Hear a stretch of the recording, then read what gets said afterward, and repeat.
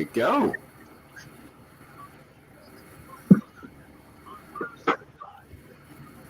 Yep. Frank Martin leading us in on Tuesday morning as leading his team against the hottest team in the SEC tonight. Arkansas has won 9 in a row, I think, coming to the Colonial Life Arena off of a pretty busy night in basketball last night. Obviously not in the SEC, but around the country. See, Virginia beat Miami. Miami dropped 3-15 in ACC play. I know you've been keeping your eye on that program, Bill and Jim Larinaga, and stuff you've been hearing. I see our buddy Mike Boynton and Oklahoma State get a big win in Bedlam last night by 4, and they improved to 10-6 in conference play. Recently retweeted an article that I think the Oklahoman had done on Mike Boynton in a series. It was good stuff. A good article coming out yesterday from the Players Tribune on Asia Wilson as well. I'm starting this morning in a good mood. What about yourself over there? Yeah, gotta switch the live stream. It's a little, I feel like I'm Patrick or Jen this morning. Patrick does a good job of being able to see him. It's only about chin up, but yeah, just moving through the week. March 2nd, buddy. Got some good golf this weekend. You guys were talking off air about some big NFL news that's taking place. Got a little Gamecock baseball this afternoon. See how they bounce back, and a little 6:30 Gamecock basketball. So it should be a fun day. Stayed up last night. I did watch a little bit of that Oklahoma State game. Wanted to watch Cade Cunningham a little bit closer. Guy who's projected as the #1 pick. Missed him on Saturday. He was unbelievable on Saturday. Yeah, that's why.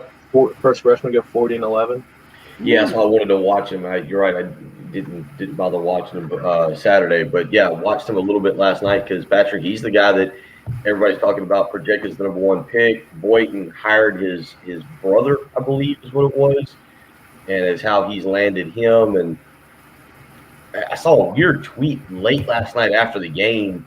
Goodman, Rothstein, one of those guys, one of those basketball analysts, maybe even Gary Parrish, like talking about how Oklahoma State's a top 10-ish type team.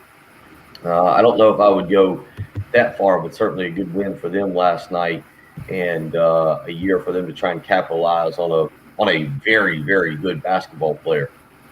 Well, they are ranked 17 in the country. They're 17-6 and 10-6 in the Big 12. So if they're not a top 10 team, they're not far off this year in a crazy year of college basketball. I think Arkansas is a great example. Frank Martin talking a lot about it yesterday in his media Zoom call. Was asked an Arkansas writer asking a lot of Arkansas questions and how they basically almost flipped their entire team. So the exact kind of opposite trajectory as the Gamecocks had going in with a bunch of experience. And obviously it's worked out well for Arkansas, not as well for the Gamecocks, even though Carolina is coming off the big win at Georgia over the weekend. Wanted to get in KT from Lexington up early with us this morning. 3:38. I don't have anything to say about sports. KT from Lexington starts, which is always a great way to start, I think, on the Cool Care Heating and Air text line. But I will say this. I want to thank y'all for giving us a great sports talk show. Y'all taking this show to new heights with the live chat. Some of us don't and can't call while we're at work. Keep up the good work. What a kind text. Way to start today.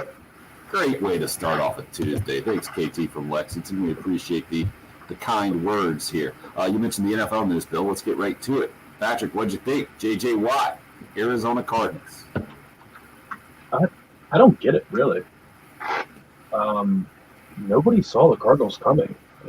All the rumors, I thought for sure it would end up being he'd take a cheap deal to Pittsburgh to play with his brothers, or if not, he would go play for the Packers and try and chase the Super Bowl.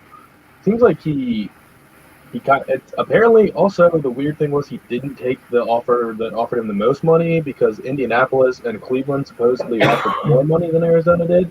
So he didn't take the most money and didn't go to a team with a chance to contend. So I'm just kind of puzzled by it. Maybe he wants to end his career in a nice area and be in the desert where it's warm out all the time, doesn't want to deal with the cold in Pittsburgh or back in Wisconsin, any of that stuff.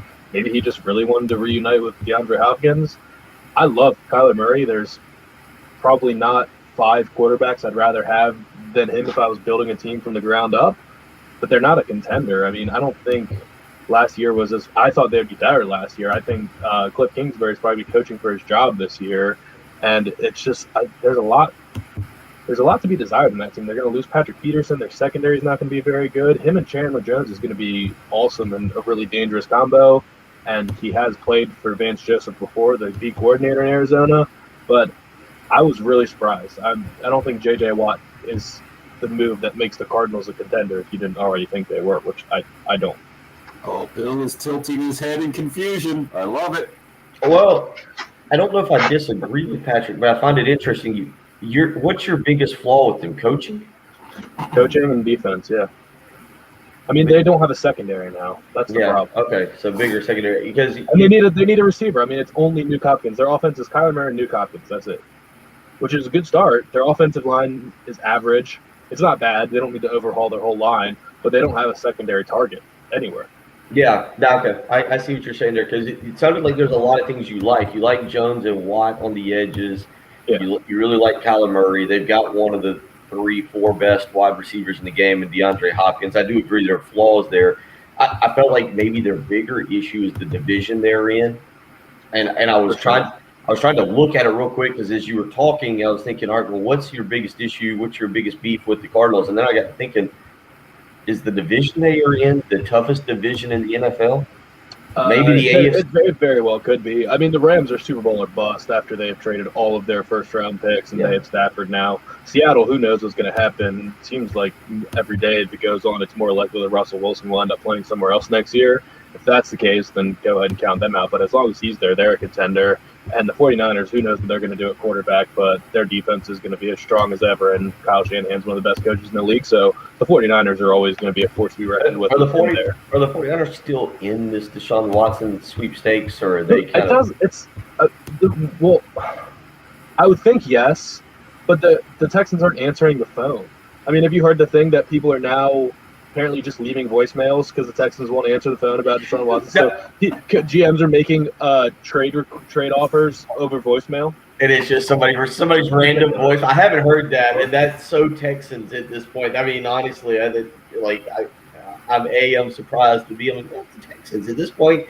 I can see that. It probably on the voicemail probably says, "Send us a fax with your trade request." It's ridiculous. If you would like Deshaun Watson, press on. I just say that because I think I was with you. I was surprised by the move. I thought. I think the Cardinals are a potentially year away. If they have a bad year this year, they're blowing up their entire front office and organization. Like Steve Keim, if you look at their first-round draft picks, they haven't hit on a first-round draft pick outside of Kyler Murray in like 10 years. I mean, they've been really bad. Isaiah Simmons struggled to start out last year. He'll have a second, like catching up to the flow of the game and the pace of the NFL, and the mental hurdles might have been a little much for him as a rookie getting thrown in the fire. But as a top 10 pick, they expected a lot more out of him. So maybe he'll have a big second year. But other than that, and Kyler Murray, who you couldn't possibly miss because he was just a slam dunk number one pick, they've been really bad. And that's the reason they're not a deep roster. You can't just continuously miss on first-round picks and have a complete roster. We were also all very surprised at the Cliff Kingsbury hiring by them. I understood where they were coming from with his background as a quarterback guru and what he had done with guys like Patrick Mahomes. But with all that being said, we were also very surprised by him going from, I think, a sub 500 record or right there at Texas Tech to getting an NFL job. So, he didn't get fired, did he? They just parted ways at the end of his contract. Is that what happened? Texas Tech? I don't think there was an official firing, right? But those of us in the professional world call that getting fired. Yeah, pretty much. So, he wasn't qualified. He fizzled out at Texas Tech with Patrick Mahomes and was going to be the offensive coordinator at Southern Cal. You don't go from... Tell me about the numbers here, Patrick. Watt's 31 years old. Yeah. Signed a 2-year deal for $31 million, 23 guaranteed. Don't you think the guaranteed money had a lot to do with it? I know you're saying that he could have taken more money somewhere else, but that to me seems a big part of this equation. Well, and it makes it kind of baffling from the Cardinals' perspective too, because they only had $11 million in cap space was going to be the deal. So I'm curious how much of that will be a signing bonus, because the signing bonus will be paid out over 2 years. So maybe they have plans to go for broke this year or cut a couple guys next year that'll be easier to part ways with. When I was looking at their cap over the cap, The only guy that they could probably cut to create a bunch of cap space is Robert Alford, but their secondary is exactly where they're going to need bodies this year. So I don't know. I guess they cut him, keep Watt, and say we're going to be a defensive line and front seven driven team, and hopefully the back end can hold up. We'll draft just guys on the outside. We'll draft wide receivers and we'll draft corners, and we'll use all of our draft picks and for outside weapons, and maybe they'll build it that way. But it's very surprising. We'll continue to talk about J.J. Watt to the Arizona Cardinals as we roll on this morning. I know it's got to be driving our favorite 86-year-old caller absolutely nuts. Wanted to talk about the Gamecock news of the day yesterday. Football-ish, I think. Certainly as it pertains to Gamecock football fans. The university announcing that they're going to turn back the clock a little bit as far as football ticket prices and lower those way down to back to the 2010 level of $320 for a football season ticket, as low as you can get, plus the seat donation in there. Bill, what'd you make of that news yesterday before we get Gamecock Larry's take, who's already been predicted on Twitter today by Michael A. Says he's already quoting Gamecock Larry. Mark Kingston's going to go 56-0. Don Staley's going to hang another banner. Frank Martin's going to win the conference tourney and take us dancing. You heard it here first. That's the prediction from Michael A. So we got somebody making a prediction on Gamecock Larry's prediction. Is that what I understand? With there? a quote. With a quote. It makes sense mentally very quickly. I saw it yesterday and kind of didn't really think anything about it. There's other things, ramifications that I was thinking about that we'll get into a little bit with what Alabama and now what some are starting to say regarding the SEC and the very likelihood. We're still a ways away. I mean, we're still a ways away, but the likelihood of full capacity stadiums. But what I was trying to very quickly do, guys, is to go through the 2021 schedule. No neutral site games. Eastern Illinois, Kentucky, Troy, Vandy, Florida, Auburn, and Clemson. You get 3 high-end home games. Are we on board with that? Florida, Auburn, and Clemson. Yeah. If you sell each of those for, $320, it's low. That's low. It's a good deal. I mean, there's definitely the opportunity. I think universities have to do something like this post-COVID. Tim, this is a conversation we can really get into.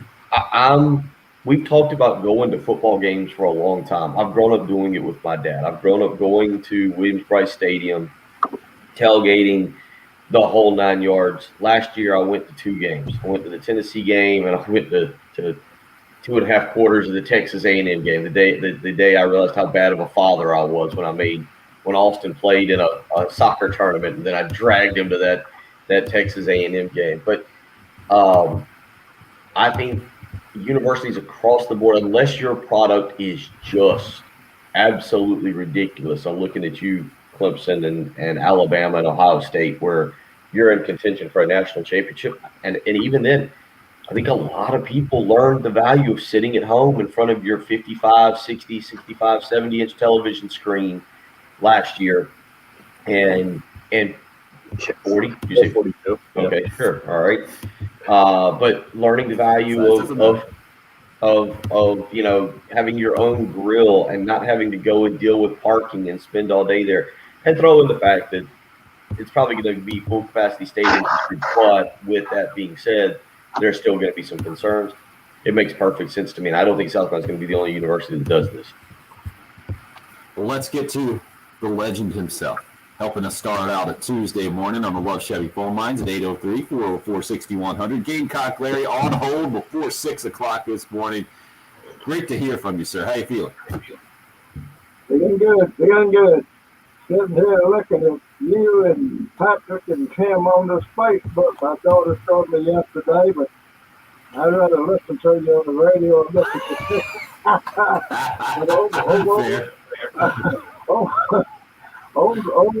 Patrick's a pretty big young man, ain't he? Yeah, big boy.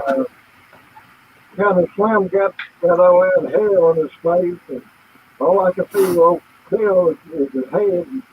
He's okay. He's all right. He's my buddy. All you guys are my buddies. But I always predict the Gamecock win, regardless and who they playing, what the what the prediction is. I always predict a Gamecock win. And I don't know, you guys probably don't remember, I called you in on, 2010 and told you we were going to beat Alabama. Y'all, everybody laughed at me. But I want to put a little shout out to my favorite doctor out there, Dr. McMillan, one of my favorites, Dr. McMillan, 91 to 70. Dr. Gamecock Macon. We are 2-0 against Clemson. Legion of Doom. Gamecock really in the. I've been feeling better for the last 3 days or 4 days, and I've felt in almost the whole Yeah, year. how you doing, David? We are going, and all you Clemson Tigers, I'm going to tell you right now, step aside, the Gamecock is on the way. You are going to be number 2 in the South Carolina sport in 2022. That's about all I got to say. Go Gamecock. Anybody got a question for me? You want to talk to me a little bit, Bill, about whoever called in and predicted it? I was going to predict who's going to win or something. I'll tell you, I always predict my Gamecock's going to win. Except for that one time after the North Carolina game, you said they were going 0-12, and you were about as down as we'd heard you. 0-12. You know I what? appreciate it. I'm saying 12-0 now. Oh, now, yeah. No, that's I'm gonna hang up and let you guys. But I'm looking at this picture. Lord have mercy. That I thought, Bill got all that hair on his face, and Bill got some to that thing. And boy, Patrick's a pretty big guy. The guy's too bad. Go Gamecock. Gamecock Larry, ladies and gentlemen. Great to hear that you're feeling well. Gamecock Larry, how about that? Going to the live video stream. You could have given me A lot of money. energy this morning for that guy. I would not have guessed. That's fantastic. KT said, did he just call it Spacebook? I can neither confirm nor deny he's watching on Facebook Live right now. Some of what Gamecock Larry had to say, I understand where he's going with that. I'm glad he's feeling pumped up. And I don't know if you want to call your doctor. Previously we've heard he calls his doctor Dr. Bulldog because I think the one he was pointing out is a Georgia grad. Do you really want to talk smack to your doctor? Is that a wise choice? I think 98% of us would not want to. I think Gamecock Larry's in the 2%. That's perfectly okay. He is a 2%. There's no doubt about that. Chris H says Gamecock Larry never disappoints. That'll get me going this morning. Well done, Gamecock Larry. Anonymous Raj, this guy, love him. Chris says Gamecock Larry's a little extra pumped today because Swansea's very own Josiah Seitler getting the start on the mound for the Gamecocks. Their game at Winthrop. Seitler's been in the lineup as a DH a little bit, or as a hitter at least for the Gamecocks, and now gets to start on the mound tonight in that game at Winthrop. Tonight scheduled to get going at 6 o'clock. We're going to have an interesting schedule tonight because that's also when we hit the air for Gamecock basketball. So Gamecock baseball tonight will be on our sister station, ESPN 1320 AM, and we'll have the Carolina basketball game starting at 6 o'clock air time. Tip time's at 6:30. Arkansas at the Colonial Life Arena right here on 107.5 The Game. It's a great way to get the show started.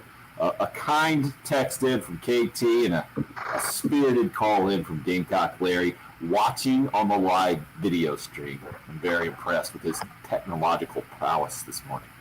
I guess we should thank Tanya. You got to thank Tanya. She got him set up there. Absolutely.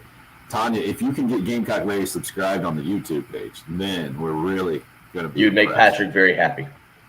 No doubt. Patrick's head might explode if that happens. So we're up on the YouTube Live, or on Facebook Live, or on the Twitter. The station handles at 107.5 The Game. Obviously on the radio, audio streaming, whether you want to do it on your smart speaker device there, you can just find us 1075thegame.com. 803-404-6100, the traditional way of getting a hold of us. You can call or text that number. Patrick, big boy over there. Maybe Gamecock Larry knows not to mess with you now that he's looking at everybody should know that, and they should subscribe to the live stream if they want to see how big I am. Yeah, big boy. Great tease. It's the early game. It's 107.5 The Game. There. All right, got it here. Crowder.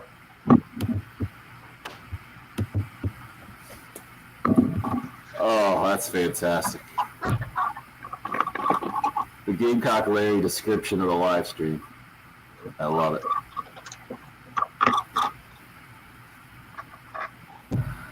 Bill is very serious heading into this live endorsement.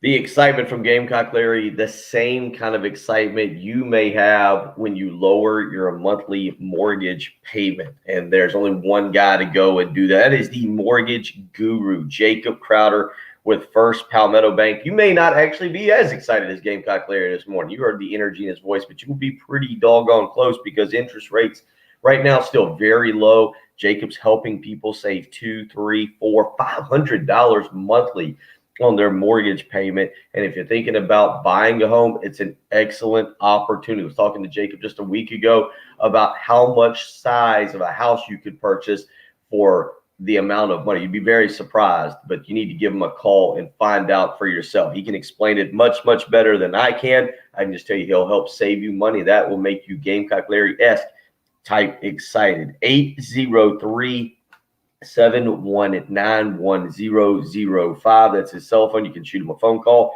send him a text message. You can email the letter J Crowder, CROWDER at firstpalmetto.com is the way to reach him. That phone number again, 803-719-1005. Get as excited as Gamecock Larry on a Tuesday morning at 6:20.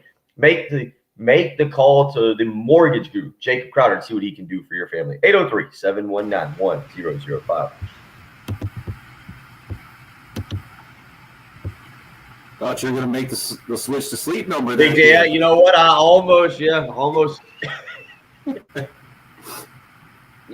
caught that, did you now?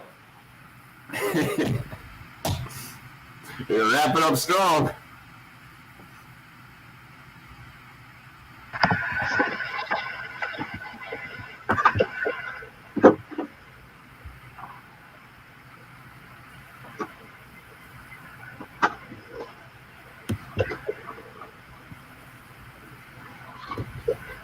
What's for breakfast, sir? I bought yesterday like some just little muffins to kind of snack on. Is that this black coffee? When I get done with the show, I haven't been eating like I should. And man, that black coffee, like it'll have me almost to the shakes just from, That's why I got to even it out with water. Yeah, that's why I've been trying to drink more water. I was doing good for a few weeks. I've never had that problem. Drinking water? No, drinking too much coffee. I drink a pot every day. Well, you're a big guy, Patrick. That's right. Yeah. Big guys like you have no problem at all. Look at him flexing now. Busting out the guns. This is what a Division I lacrosse player looks like. Mid-20s. Boy, this show would have been totally different had we been doing Get Patrick a Girlfriend on the live video stream. It's true. We could have really gotten that subscribers to 1,000. I mean, quick.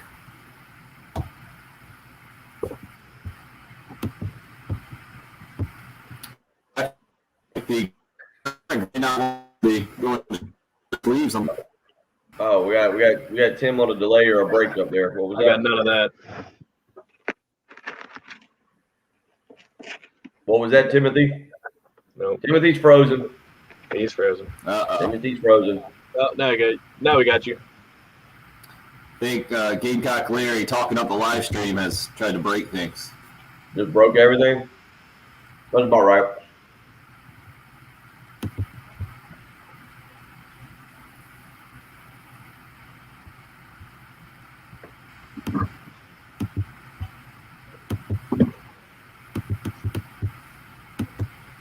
I didn't look. I saw Hope just text in. I don't know where we're at with the numbers. 5:20-ish last I saw. Yeah, it was 5:26 late yesterday afternoon. Yep, still is. Still is.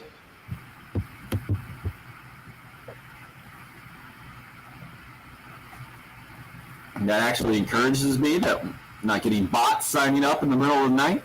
Yeah, that's positive. That is positive. Good morning, Travis. Yeah, we'll get back into the throwback ticket prices if you're good with that, Bill. I'm good with that. I still have that schedule graphic handy if we need to hit it up.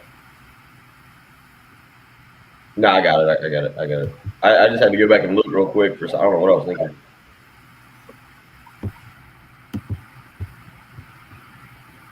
How did I? Oh, I thought he was saying R.I.P. that I passed away, Jesse. You were saying Gamecock Larry was ripping me or ripping the live stream, maybe? Either way. Jesse's all in on the season tickets this year, the new pricing. Yeah. It'll be a good time. Beaver ball. Craig? Did you see Coastal put out? Can't go wrong, Craig. I think you're going to be good. The Coastal Athletic page put out their schedule, Uh-huh. and there's at least all they did was put. All they did was put pictures of the logos, and there's at least 4 teams that I have no idea who they're playing. Gotcha, Jesse. Bill, any recommendations for Craig, Charleston restaurants? We're back. Oh, good grief. We'll do that in the entire next break. Fair. That's all they We'll have. start with All they Toad. have is 3 restaurants. I can give you a whole breakdown of what to do.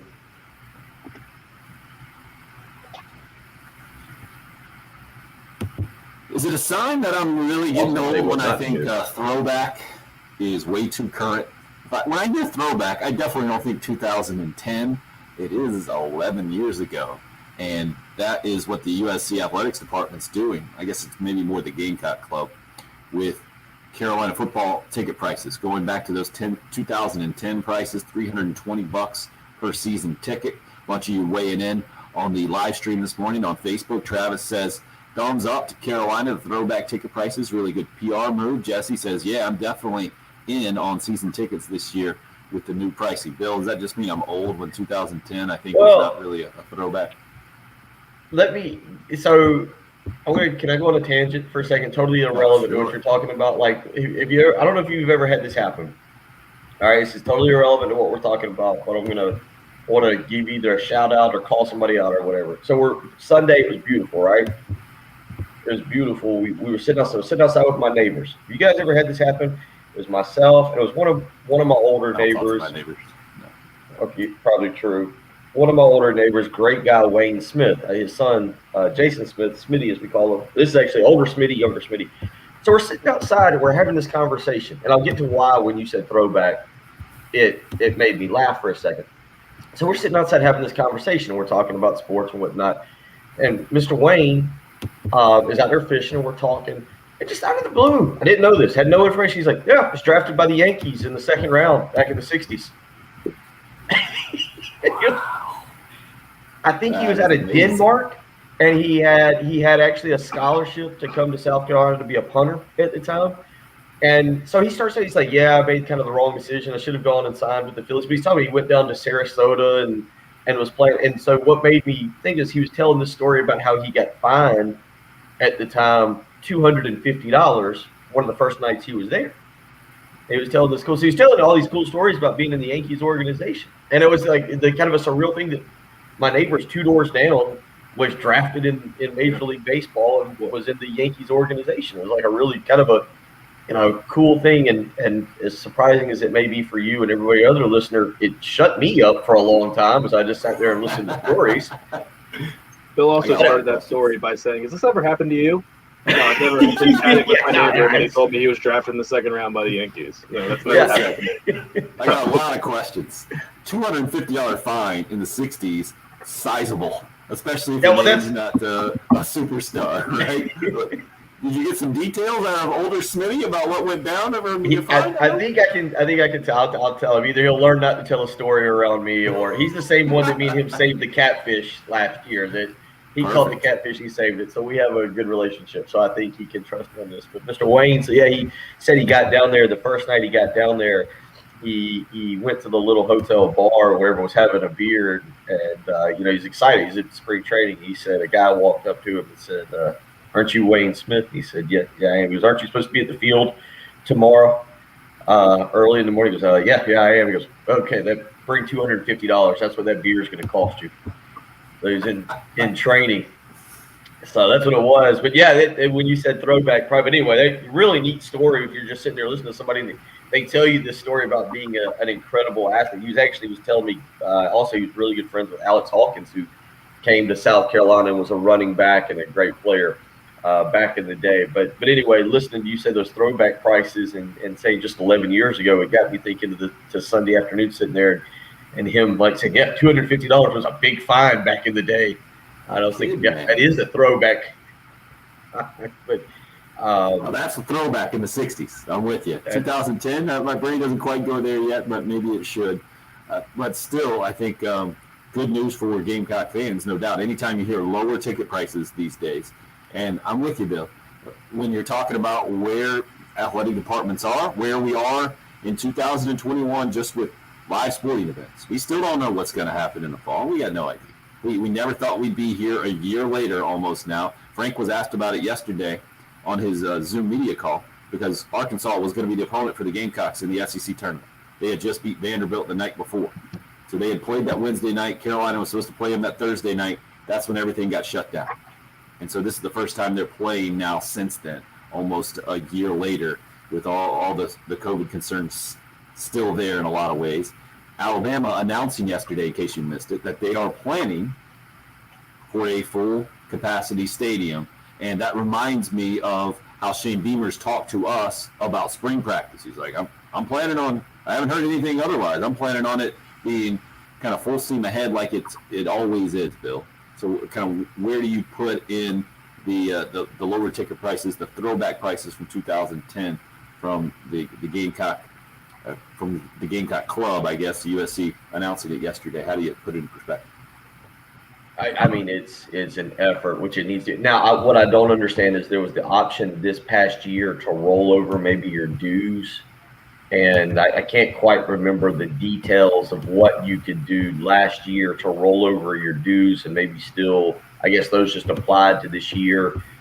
And you got to pass. I can't remember the exact way that went down with if you'd already paid your 2020 Gamecock dues and how you wanted to handle tickets. But I mean, let's be honest, across the board, it's not just South Carolina. Across the board, universities are hurting financially after a tough 2020. And obviously your goal here is to sell out the full allotment of season tickets. I can't remember what that is, 52,000 or 55,000 at Williams-Brice Stadium. And, given that a few of your home games, you're probably going to get a return on Eastern Illinois tickets.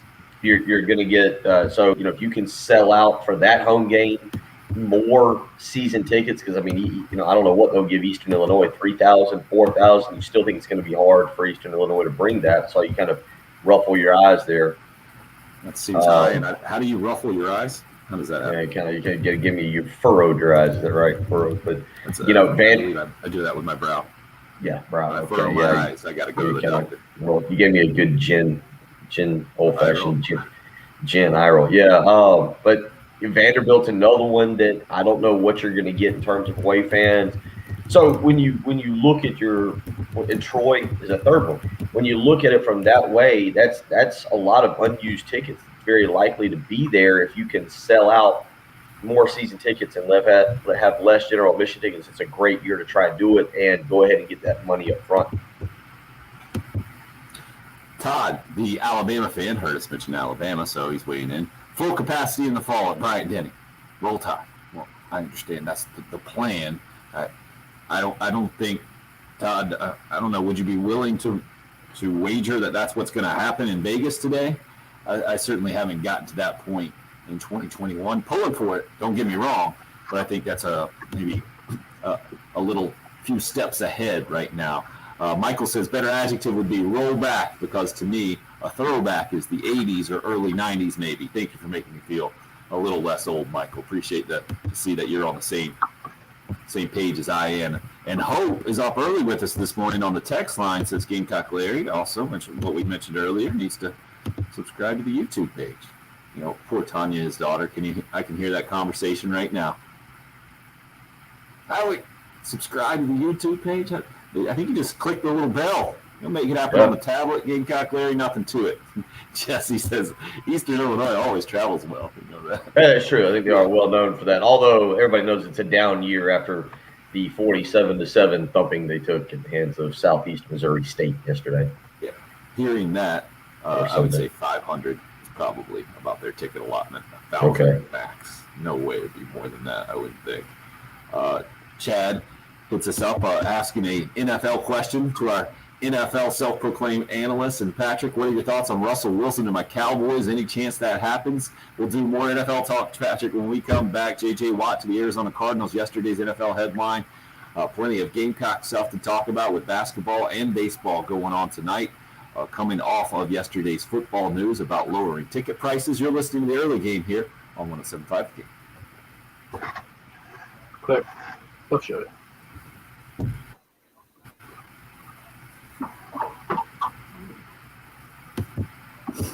Good call, KT. Wonder if you'd be my Facebook friend. Oh, big morning. Big morning. Sun's coming up.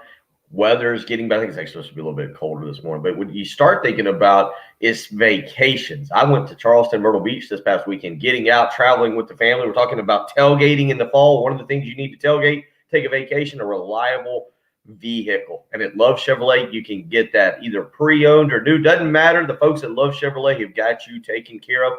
14 acres of brand new Chevys to choose from. Tahoe, Silverado, Tahoe, Suburban, Silverado, whatever it is you're looking for, they've got you taken care of. Maybe you want to go the pre-owned route. Now, it is graduation season starting to come up on us. You got a new graduate, whether it's high school or college.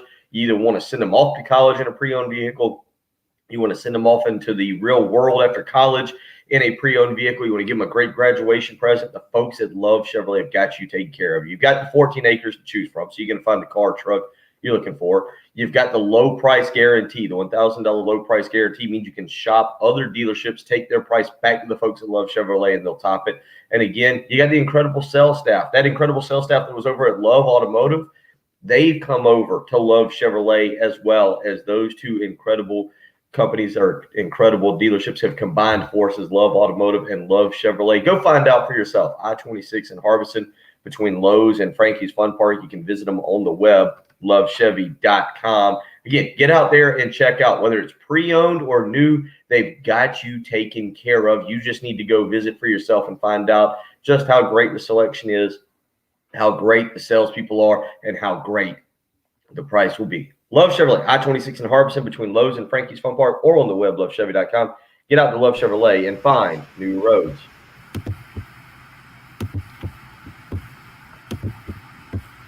How about this on the text line? All caps. Played against Wayne Smith several times in high school. He could bring it. There you go. Then this confuses me. Lots of bunting. Good guy. He is a great guy. Right back. What is that? You don't get drafted in the second round by the Yankees for bunting. In high school? Maybe a different time. I mean, I did lots of bunting in high school because I couldn't hit. A second round draft pick never came for me from the Yankees. Oh, this guy only typed in uppercase. Well, if he played with Wayne Smith in the 60s, might not be down with your chat room rules about the all caps, sir. I mean, I think I was a second round draft pick by the Yankees in my Little League back in the day. Only lost one game in Little League with the Yankees. Heck of a run. Everybody remembers that. I was a switch hitter. In Little League? Yep. Oh, that's just because you're left-handed, right? And they're like, hey, stop being weird. Hit right-handed, man. No, it's because I was just trying to do both. A lot of lefty pitchers there in your Little League? No, I didn't. We didn't have we had like coach and machine pitch. I stopped playing. Oh, are you kidding me? Not in Little League, though. No, I stopped playing at a very young age. I was way too bored. Let's see, Craig, where are you staying at in Charleston? Are you downtown? Are you out in Mount Pleasant? Are you out in Raleigh? There's a million places to eat in. You need another. You that guy, Craig? You can't go to Charleston and go to a restaurant on your own. You need Bill's help? Go get a sandwich. Go get a sandwich, that duck sandwich at the Tattooed Moose. I tell you, if for a anniversary dinner, go to Coast. I'd go to Coast downtown. Yeah, Coast is really good. Fleet Landing, you never go wrong with Fleet Landing. Dude, just sit at Saltwater Cowboy all day. It doesn't matter. I'd go out to It's one of the top 10 cities in for the like a country. brunch or a breakfast. Go to Acme out on IOP and get the fried grits. They got a jalapeno Bloody Mary that is good, but you can only do about one of those. Oh, he's in. He's taking notes. I think it's 186. Raw Bar 2 is really good. I can never remember the numbers. Yeah, 186 raw. If you like oysters, And they got to spending be a lot of honest money. as a number. What's that, Patrick? 167 raw. I'm sorry. If you like oysters and spending a lot of money. Yeah, well, you're in Charleston. It's Two things I like in this world: oysters, and spending a lot of money. Just because you're in Charleston doesn't mean you have to spend a lot of money. Co-signed. But Patrick, you haven't been in Craig's position though. They are going for an anniversary. I Yeah. think Bill's just saying that that's probably inevitable. Did Valentine's Day, same thing.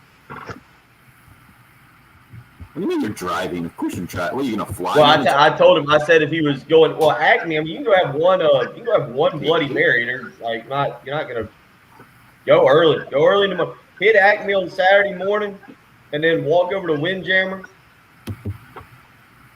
All right. Actually, if you're driving, don't follow that strategy. Oh, don't. Exactly, Chris. I'm with you. Ask a local. Don't ask a local. A local doesn't want you going to the local restaurants. They'll send you to Hyman's or. Oh, right now he's driving. Okay. What? I don't know why we need to know that. Maybe just because. Craig, you need to stop texting then. He's not even texting. He's using Facebook. It's even worse, I think. Hey, you got Facebook Live to text? Impressive. We can't even put your comments up anymore. We're just encouraging you. We don't condone that type of action.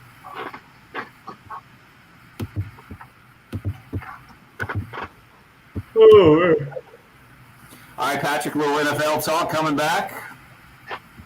Some quarterbacks for the Cowboys. JJ. We're coming back, like right now. Why do we try to bunt the leadoff guy on? What, KT? What the?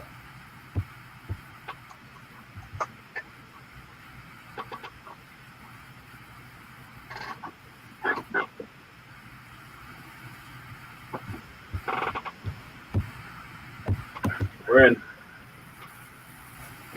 All right, here we go, guys.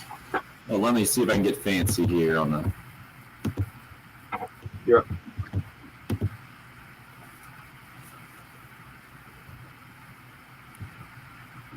Good to see our buddy John F. on Twitter this morning. Says he's all signed up for the golf tournament next Friday. And to all you hecklers out there, says bring your best game because it's all about fun. Who doesn't like to have fun supporting a great cause? Portion of the proceeds of our golf tournament on March 12th, 1 week from Friday out at Windermere, going to Camp Cole. Four-person captain's choice is the format. 10 a.m. tee-off time. You can sign up as a team or as an individual. Just give Windermere a call at 803-786-7888. Breakfast and lunch included. Our spring golf tournament sponsored by Integrated Media. It's still your home, just smarter. IntegratedMediaInc.com. And right now they're going to hook you up out at Windermere. You sign up for next Friday's golf tournament. You can play weekday rounds out there until next Friday for just $20. You can play weekend afternoon rounds this weekend for just $25. So a great deal going on out at Windermere right now. spring golf tournament again, Friday, March 12th. Love to have you. Going to have all kind of prizes, lunch and breakfast all included out there. Going to get the heckle hole going. Going to be a good time for sure. Before the break, we had a question in on the NFL. This one was coming from our live video stream here. I think this was Chad who brought it up. Patrick, what are your thoughts on Russell Wilson to his Dallas Cowboys? Any chance that happens? And again, keeping in mind yesterday's big news, you didn't think that J.J. Watt was going to sign with the Arizona Cardinals. So we always got to keep that in mind. I feel like this time of year, you can get the pulse of kind of what the league thinks, and then there's reality, what actually happens, and sometimes you just don't see these things going down. What do you think about Russell Wilson to the Dallas Cowboys? I just don't see how it would even be possible. I mean, maybe they tried to tag and trade Dak, but that just wouldn't really make any sense. I mean, if the Seahawks decide that they want to trade Russ and they decide that because he's got a no-trade clause, they're going to honor the 4 teams he chose from, the Bears probably have the best chance because they have a lame duck general manager and head coach right now that probably give up anything they ask for. Who cares how many first-round picks they give up, because if things don't work out this year, Ryan Pace is fired anyway, so he doesn't care about the future of the organization. Maybe the Raiders would have a chance because they could actually send a quarterback in return, and Pete Carroll loves to run the ball, so they could say, we'll give you Josh Jacobs and Derek Carr, maybe an offensive lineman or something like that. I just don't know what the Cowboys have to offer, really, that the Seahawks would need. So the Seahawks would probably need defense. They need secondary help, but that's exactly what the Cowboys need too. I mean, the Cowboys have a number 10 pick right now. If they said we'll tag and trade Dak and give you the number 10 pick as well, maybe you can have something happen there, but I just don't. There just doesn't seem to be any way that that's going to happen. And it seems to me that most Cowboys fans, I think, are still pretty pleased with Dak Prescott, kind of along the lines of what Chris is saying, and he wouldn't even want Wilson, and what they need right now, defensive players, kind of what you were saying. Well, I mean, they've already botched the Dak situation, so I don't know how that's going to end. They paid everybody on the team except for Dak Prescott, and his baseline salary now is going to be in the realm of $40 million, and that's just – you can't pay a quarterback like Dak Prescott $40 million because he's not a top 5 quarterback that's going to will you single-handedly to a Super Bowl. So I am so curious to see what's going to happen with Dak. I mean, they're going to try and get this long-term deal worked out. Maybe they can do it in the Mahomes way where a lot of the money's deferred and they'll just push all their problems to the future. And if the Saints have done that, and now the Saints are $68 million in the hole for next year, and that was one of the teams Russ said that he wanted to go to as well. So, I mean, maybe the Saints are an option because they'll say, Seattle, just take any player you want off of our roster. We'll give you literally anyone, and they can just pluck, Michael Thomas or Cam Jordan or Ryan Ramczyk or something like that, because the Saints are going to have to cut everyone that's good on their team because they're all making too much money. So I don't know. It's good. The quarterbacks, I don't know what the first domino to fall is going to be. I mean, the minor deals are the ones that have gone through right now with Stafford and Wentz, and the big fish that are already locked up are going to be the ones like the Russes and the Deshaun Watsons are the huge determining factors. I have no idea. It's impossible to know what's going to happen at this point. What do you think? What do you think the odds are he stays? Because I feel like you guys are Wilson stays in Seattle. I think it's very likely that he'll stay this year and then one out next year when it's a little bit easier for them to get moved. I mean, putting the odds on Deshaun Watson staying in Houston. I think Deshaun seems like he might be willing to hold out. So I would say at least probably 75% chance he's not in Houston. I think that's fair. I'm on board with that. What about you, Bill? I don't know. You say the odds are that Watson's not. Well, give me those percentages again. Because I say there's only a 25% chance he stays in Houston. Because I think I've been kind of adamant that I think the Texans are going to kind of hold him hostage here and bring him back, because I just don't see Watson being that guy to be a locker room cancer, and I feel like the Texans. That's why I don't think he's gonna. I don't think he's gonna be in the locker room at all. It seems at this point like he's prepared to just not show up at all. I'd be fascinated. I'd made money. Yeah, I'd be fascinated to see that, but I just feel like they're gonna kind of. And if I think you're being honest. I think I hadn't seen that story neither did Tim. If they're not even just taking phone calls, they've just got a dedicated answering machine that they send some 22-year-old in. Apparently, they're saying we'll talk about anybody, but we're not talking about Watson. We're not trading Sean Watson. They just have a dedicated line that goes straight to an answering machine. Hello, you've reached the Houston Texans. I guess so. Or Please they're leave your calling. trade offer for Deshaun Watson here at the end of the meeting. Thank you, and have a good day. And then some intern, 22-year-old intern's got to bring coffee to somebody that go check No, I the think they're messages tricking and them, just write saying, them "Hey, down. no, I think they're trying to surprise them, and they're saying, "Hey, I just want to chat. I just want to see how you're doing. By the way, we'll give you 3 ones and so and so." Like they're just trying to sneak the offers in. Hey, how's the family? Also, we'll give you 4 first-round picks and Derek Carr. Hey, heard some concerning news. I just wanted to check up on you, buddy, see how you guys are doing. What about Deshaun? How's he doing? Classic NFL drama from the self-proclaimed NFL analyst. That J.J. Watt to the Arizona Cardinals did throw a big wrinkle into things. We'll continue to discuss that and the ramifications, as well as Patrick's rumor mill. Gamecock football lowering prices. Gamecock baseball back in action today, hour 2.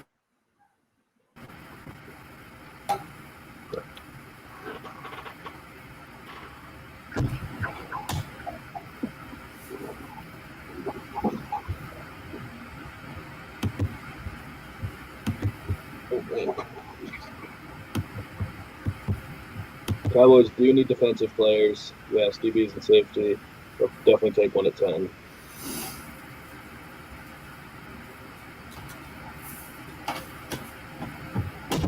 I don't know. The only thing that really makes sense is Deshaun Watson getting traded to Miami. All that makes sense. Is Tua in that deal, I assume? I'd have to think so, if they want him. Miami's the only team that has the ammo, though. I think, wait a minute. You said has the ammo. Don't the Panthers probably have the ammo? It's just a lot for them to give up. I mean, not really. If Bridgewater's no good for you. Well, if they're offering 8 and the Dolphins are offering 3 and Tua,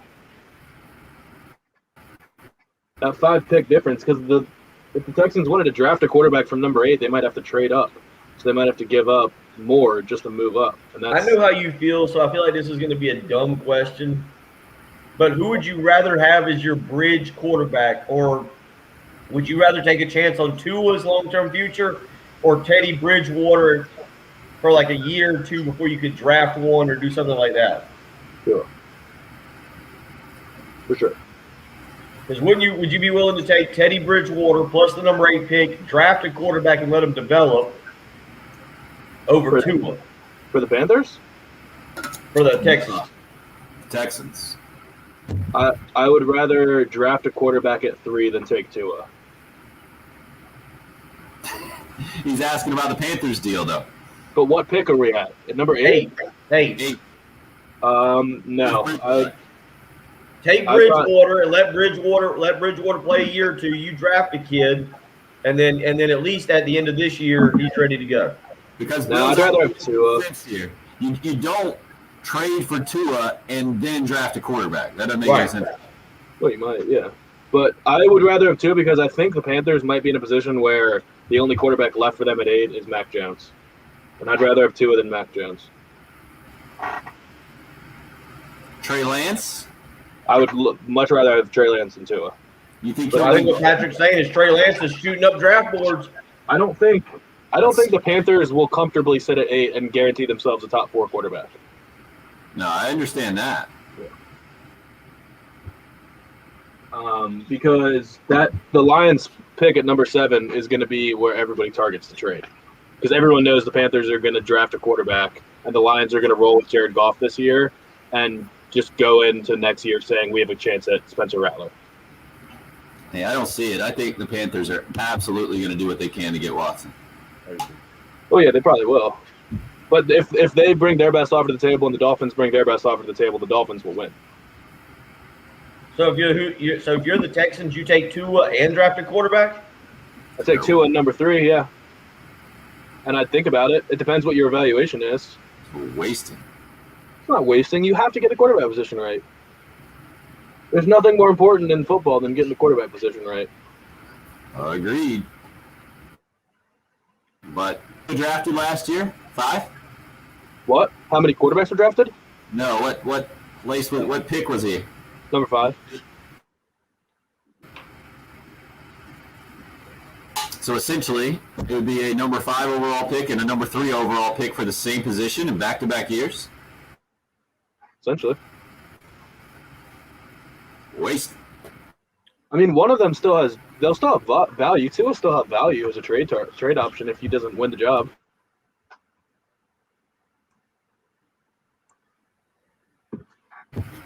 I like the idea of what you're saying. To me, that seems like the perfect Houston Texans situation right now, Bill. Sacrifice Bridgewater, have a young quarterback groom underneath him, where they can finally maybe get back on their feet 2 to 3 years from now. Yeah, I mean, it's Bridgewater's not going to cost you a ton of money, right? Yeah, I think this year he will. Have to pay half of the $20 million. Is that right? Yeah, this year it'll be a decent hit, but it's not a big deal. Yeah, I mean, they just need 1 million picks. They have no good players on their team. The Texans are the worst roster right now without Deshaun Watson. They're so bad. By far the most sports talk discussion we've ever had during the break. It's very true. Pretty impressive for 7 a.m.-ish, I think. On a Tuesday. On a Tuesday in February. Well, it's March, but yeah. That's true. It is March, most places.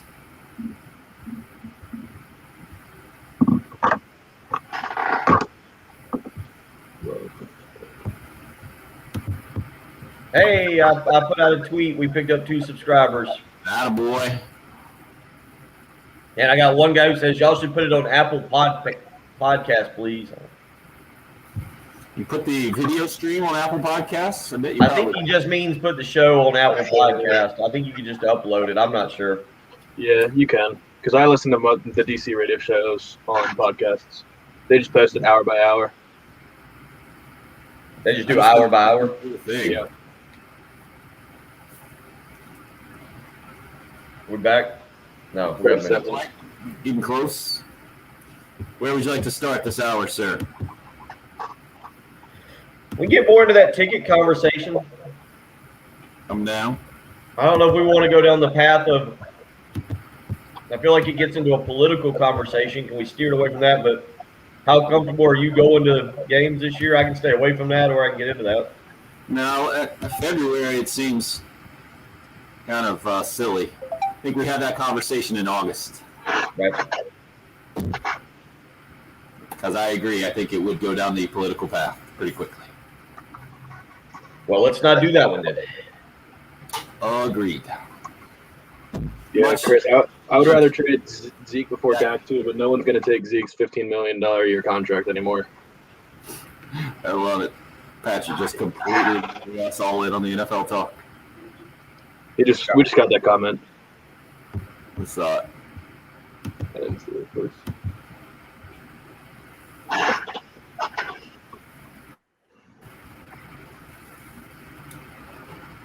Yep.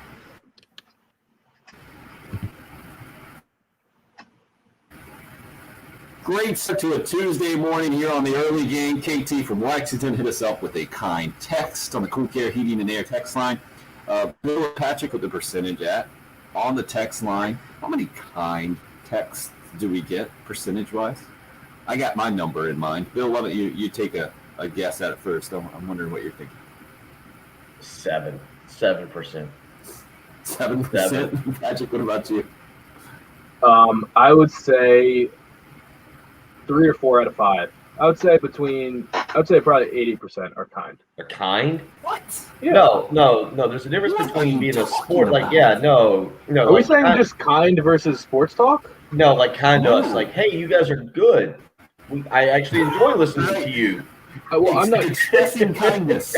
You guys are good at your job. You should keep doing it. Oh, so we're not just doing like what percent are negative? No, I think I think the same amount are kind, and I don't know. Most of them, I guess, are just about what we're talking about and irrelevant to us. Right. So we're not counting those. Right. Exactly. Oh, okay. No. Okay. Do we just have to explain to someone from Washington, D.C. what kindness is? Pretty much. I mean, because the sports talk radio you listen to, kind doesn't even enter into. Well, I think it's kind when they react to what we're talking about. Like when Todd says full capacity in the fall at Bryant Denny, roll Tide. That's a kind text. It's not necessarily like being nice to us. It's just Okay. So basically, there's text messages that are not criticizing us, and there's the rest of them to Patrick. Like when this guy says he plays against Wayne Smith several times, he's Yeah, participating in the discussion that we're having. it's true. That was in context. I like that. That was all caps, but that was Well done, Alex. Yep. But know what I'm talking about. I was talking about, like, KT just gave words of kindness, said the show, going to the next level, the whole thing. Anonymous texter now is sucking up, but I'll take it. Y'all are awesome. Exclamation point. That's sarcastic. Okay. That's a kind text. I'm not saying that that's exactly what the text line is for. I think it's actually for the opposite most of the time, and which I would put the percentage at about 75% bitter texts, because they're out there, man. And I think it's if that is in you, that's a good way to express it here in 2021. Shoot off a bitter text to us. We'll take it, and you get that out of your system, and then you can interact with everybody else in a kind manner. That's what I'm hoping is how Cool Care Heating and Air text line functions. Or you can send 15 to 20 bitter texts a morning, and then we won't read it or acknowledge it. Well, let's be honest. You know who you are. If you wake up in a bad mood and you've got to send a bitter text message to someone, do you want to send it to the local sports talk radio show, or do you want to send it to your significant other and deal with those consequences all day long? We're kind of here to be a punching bag. It's a lot getting up early in the morning. If you didn't sleep, if you stayed up late last night watching Oklahoma State, or whatever you did, you got to get up early. You got to take the kids to school. You got to make sure that they got their mask. I mean, I'm sure there's a lot of people out there like me. You get in the car, you get halfway to school, one kid's like, I don't have a mask. And you're like, oh, this is not good. So what you're saying is that we're saving relationships here. That's what I'm relationship gurus, I would call us. All right, let's not go there. I don't want to get those texts this morning. 803-404-6100. If you want to hit us up, you can call or text that same number. Also up and rolling on the live video stream. That Gamecock Larry is checking us out on this morning for the first time. Gave the physical descriptions. I don't think they were physical descriptions, but I think they were pretty accurate. I do have hair on my face. That's how he described me. He said, Bill, basically just see your head, because earlier on you were doing the frog framing of the live studio shot. He said Patrick's a big boy. Patrick is a big boy. We had was it a little bit more than a year ago now? We had our basically our food evaluations, our testing day over at Apex. Yeah, so a little bit more than a year, and Patrick, I think, definitely proved the strongest group, as well a 25-year-old should be when you're talking about a couple of old dudes. You guys have dad. You guys must have dad. What's dad I strength? get none of that. I don't know. Just everybody's dad is strong. That's where I can my voice can hit different levels to scare kids, not like physically lift something. Like that dad strength is like last night. Like what I'm saying is, I'm 25 when I and get my the dad kids' is. attention. Like, Tim, do you do that with your kids? Like, it's got, I don't know where. Apparently, it's German Shepherd training that I may have had. I'll hold up the fist to like that's going to get their attention. But I'm like, eyes right here, and I'll just hold up the fist. Apparently, I think I'm talking to 14 German Shepherds at soccer practice. That's completely different. Your kids are under 10. Dad strength is like how should be in my prime. My dad's over 50, and there's no way I could take him in a fight. He'll always be able to handle me. That's what dad strength means. That is the order. That is the natural order of things. But very big, impressive. That's how it should be. Yeah, we're not quite to that point. At least my 8-year-old hasn't challenged me yet. Yeah, I think you guys would be okay. I knocked myself to the ground last night at soccer just to prove a point. Oh, jeez. Chris says, so if Gamecock Larry is watching up live, that means he has a Facebook page himself. Wondering how many friend requests. No, I bet he's watching through Tanya's page as well. Right. Because he would probably break Facebook. It would be Zuckerberg #1 and Gamecock Larry 1B. Maybe is that way you do that. David, modern day relationship consulting. You guys should get paid double, no doubt. Thank you, David. If you guys all subscribe to the YouTube, we can actually get paid through that. That is the all-fair relationship advice that I can start giving on this live stream. Would not. Well, it'd be the really good, or it'd be its own separate podcast. It would just be something. Good idea. Back to sports. I thought Bill was trying to work that in, I think, earlier. Talking about we had Gamecock football tickets, throwback prices to 2010, $320 for a season ticket. Gamecock basketball back in action tonight at home against a hot Alabama team that I think has won 9 games in a row, the most they've won in a row in SEC play since winning the national championship. Now this is a throwback.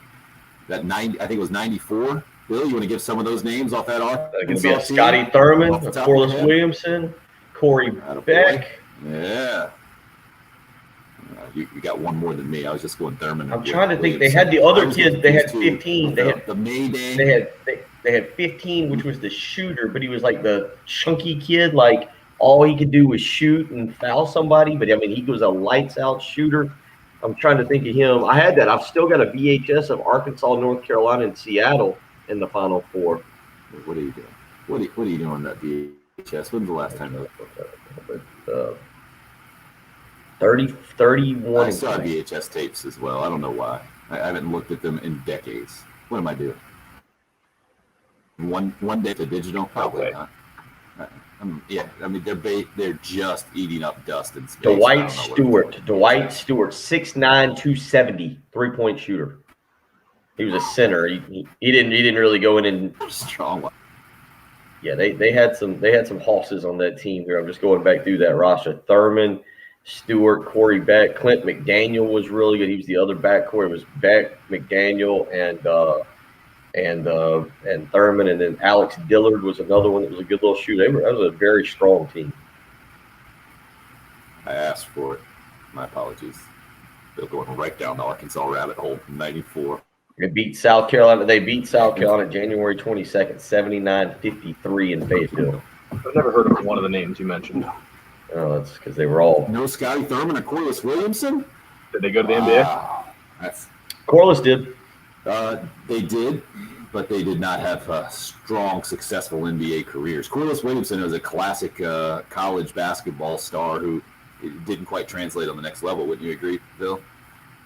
How many years does translate to the next level? He had a Translate to the success at the next No, level. he didn't. He was never an all-star. He didn't, but he had a He 12. dominated college Did basketball. you realize? I didn't realize this until he had a 12-year career.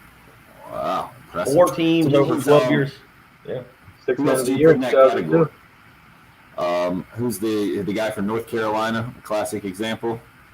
Tyler Hansbrough, Yeah. right? Another guy dominated college There's basketball. A million of them from Duke. Okay. In my lifetime, there was always that one kid that everybody hated from Duke. It was Greg Paulus, John Shire. Kyle Singler actually made a little NBA career out of himself. They didn't dominate though in college. They were good college players. Corliss Williams dominated. He got a national championship for Arkansas for a reason. Tyler Hansbrough dominated North Carolina, and some of these guys. Luka Garza is one of them right now, maybe. So, you don't think he's going to translate? I don't know. I mean, he's a senior. He should have gone true. pro by now if they thought he was going to translate. Clearly, somebody definitely- doesn't think he's going to make it. Definitely the exception. As I was saying, Bill was trying to sneak in some sports stuff into that early part of the hour here. You mentioned Oklahoma State and Oklahoma. Mike Boynton and Oklahoma State, a big win last night in Bedlam. They improved to 17-6 on the season or something. They played that game twice in 3 days. Bedlam was on Saturday and also yesterday. For real? What Oklahoma State happened beat them. on Saturday? Oklahoma State swept Cade them Cunningham this year. went for 40 with 11 rebounds.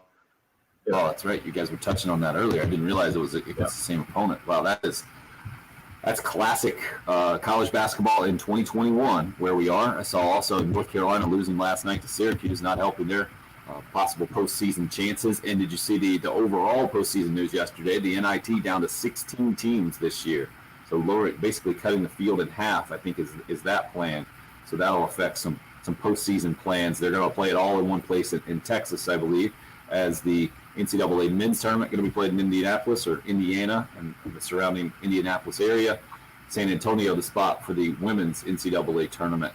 So that's the basketball front. Baseball also back in action for the Gamecocks today from what I consider to be the preeminent voice in college baseball is Kyle Peterson, former Stanford All-American, and does a lot of the ESPN analysis in the College World Series. And from Omaha, maybe that's why I consider him the guy in college baseball, but he put out the tweet yesterday about Clark, and I advise this.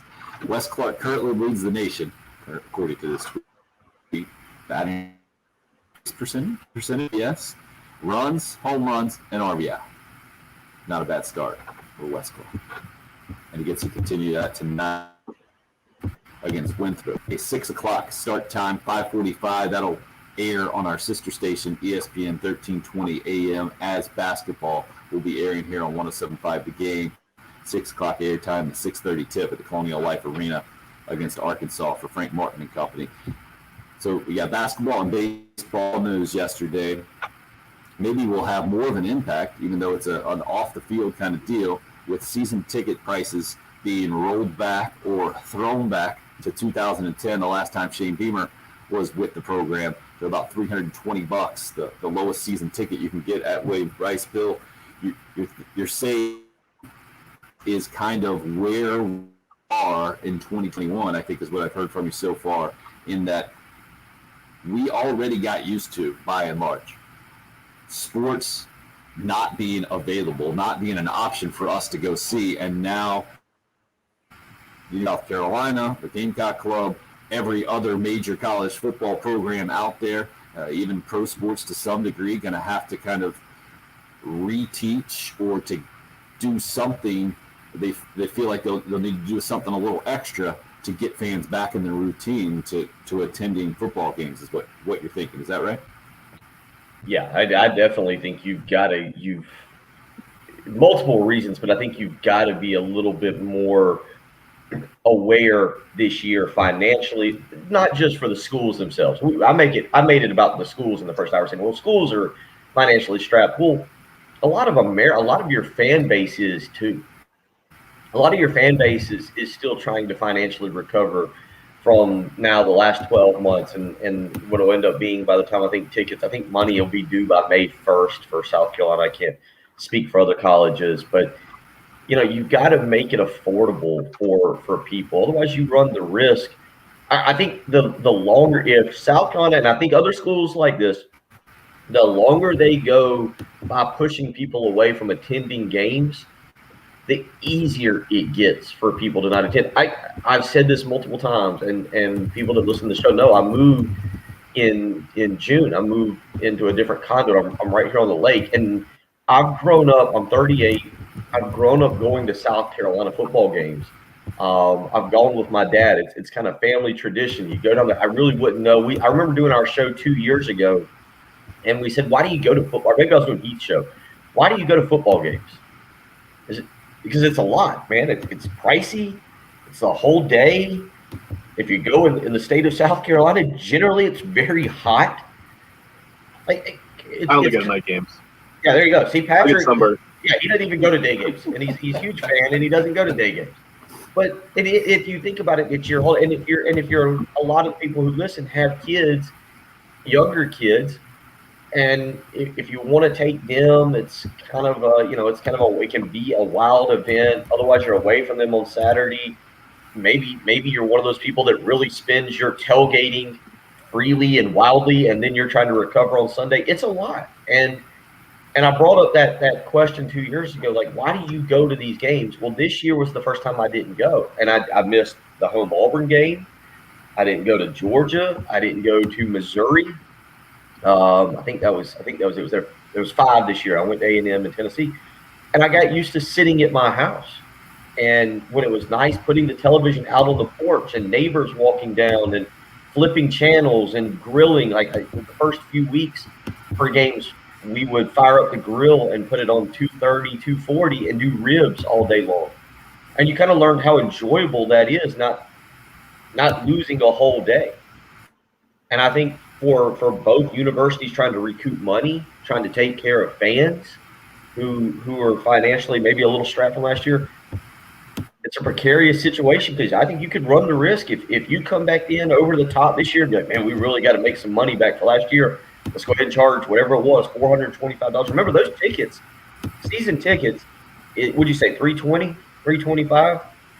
That's the throwback price. Yep, $320. Okay. Remember, you're still paying your seat license as well. So as great as that ticket sounds, depending on where you're sitting, if you sit in the zone, I think your seat license is $750 to $1,000. It's great. You saved $100, but you're still up into the $1,000 range for one ticket. Obviously, $4,000. So I think for a lot of universities, a lot of schools, it's a time where you've got to be very, very fan friendly and price friendly, trying to bring people back. And this is assuming, of course, that we'll have the option to be at full capacity. That's what Alabama is assuming. That was the news yesterday, moving ahead with plans to have full capacity at Bryant-Denny Stadium. And that's coming from their athletic director. So it wasn't just something that's unofficial, just put out a short statement yesterday that's their plan, but they'll continue to monitor medical guidelines as they have all along. So I think that'll be the plan pretty much around the country, that kind of like we've heard from Shane Beamer about spring ball, planning on it basically being full steam ahead like it has always been until he hears otherwise. I think that's what you got to do, and good sign for me. Obviously, we all want that. I think as long as everyone feels safe in doing it and you have the information to back it up. I'm seeing an article from Brad Sink, of a Gamecock graduate who covers the Clemson Tigers now. If Charlotte can't accommodate more fans, Clemson and Georgia should look to move the opener. It's his article this morning as they're set to meet in the old Panther Stadium up there, Bank of America in Charlotte. And I think, what is that, 65,000, maybe something like that. So just the possibility that wouldn't be enough for that rivalry, I think is great for those of us who love college football just to think about right now. A lot of months ahead of the September kickoff, and certainly a lot can happen from now until then. I don't think any of us ever thought we'd be here almost a year after COVID kind of stopped everything in sports. This is it. Look at the live stream right now, and the last three of the last four responses, and it just breaks down, I think, where people are at in terms of going to college football games. Everybody listening, KT says, I stopped going to games because of our kids. I want to take them, but I don't want them to learn the rest of the English language just yet. Well, I see 6 or 7 times a year is wasted day. I know all who sit around me and park around me. It's the only time we see each other every week, every year. Peter says, wow, you're making a terrific argument for staying at home to watch the game. And Bill says, I stopped after going all my life 2 years ago. The product not worth the hassle more than the money. Like Bill is saying, it's exhausting. So you got, 3, I guess 2 for staying at home, 1 for going, and then the other one maybe hadn't even thought about not going and said, hey, that's a pretty good argument to stay at home. I can't tell if that's a sarcastic comment or not. Why you're making a terrific argument for staying at home to watch the game. I can't tell if they're sarcastic. I feel like I don't think so. I don't think it's, but I feel like he's saying that I should be promoting going to the game. I feel like. Yeah, I mean, I think everyone that wants to go to the game should go to the game because it's a better environment for our team and makes us look good. But there's a lot of Gamecock fans that are happy to go to the games, and not everyone wants to do the same things. But I think, look, nobody's saying that. Like, I don't think Bill's saying that you shouldn't go to the games. I think he's just saying that the TV product is so good, he understands why people wouldn't want to go to the games. I understand as I get older now why people don't go. I used to think it was crazy. I mean, 4 or 5 years ago, I couldn't imagine not going to a game. I remember in 2005, South Carolina played Alabama at 3:30, and they played them at 3:30 on CBS, and I got food poisoning the week of and couldn't go, and like sat in bed on that Saturday. And like almost fell apart because I couldn't be there. Now South Carolina got run over 34-7, and people that I've talked to there said it's one of the hottest football games they've ever been to. That was John Thompson and I forget who the other defensive coordinator was. The old stand-up defense. Yeah, this will work. We'll trick them. And Alabama ran right through them. But I remember back, in 2005. But same thing, 5 years ago, I couldn't imagine not going to a game. And I'll be honest, part of it for me is going with my son Austin. My daughter gets into it a little bit. She's getting a little bit older, and she gets into it a little bit more so than she used to. But part of it is me and him going and having that bonding experience. But also, as KT just said, I don't take him to the South Carolina Georgia game, or I don't take him to the South Carolina Clemson game because little bit different environment, and Austin's 8, and I'm smart enough to not put him in that environment just yet. He can wait a little bit longer. But that's one of the big reasons I go is because it's a family thing, and to take him and to throw the football around, he'll be there. I'll definitely be at the Eastern Illinois game, and he'll definitely be with me. And it'll be tailgating all day long. I'm sure we'll get back into our normal routine that day, Tim, that Heath and I'll do the pregame show and everything that we've done in the past. And maybe next year it'll be with Shane Beamer, the excitement to bring a lot of people back. Oh, Patrick's throwing with the brakes on. That was good. Yes. Bill, Yes. That was for Bill. The live video stream. Patrick got a little card that Jid Breaks. made up. We'll take care of the show. We got to do one now. We'll kick off the second half of the show when we come back. Plenty to discuss. Where are you at right now with Gamecock? We just got a text in. You knew it was coming, right? Who hit us up here? Charles? Clemson fans aren't having this conversation. Not true. No, That's maybe not true. quite in the same way. All right. They're still licking their wounds from this baseball weekend. They're not worried about it right now. I should have seen that shot come. It's the early game. Clear. All right, you got Corley.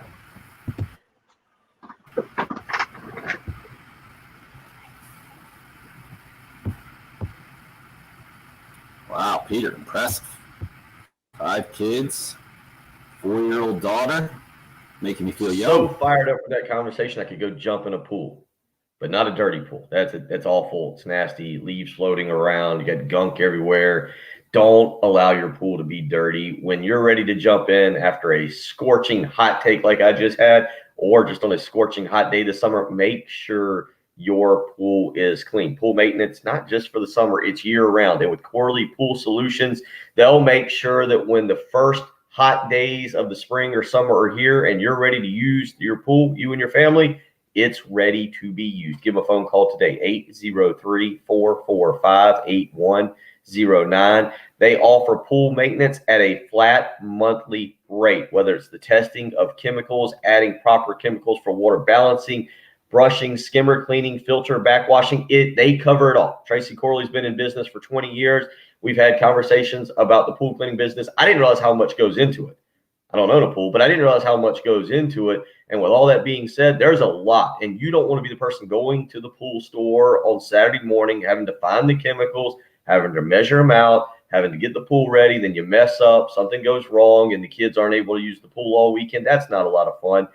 Use Corley Pool Solutions. It's actually cheaper to use Corley Pool Solutions than to maintain your pool by yourself. So give them a call today. Don't wait around. It's March the 2nd.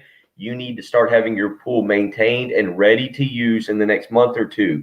803-445-8109. Again, that's 803-445-8109. That's Corley Pool Solutions.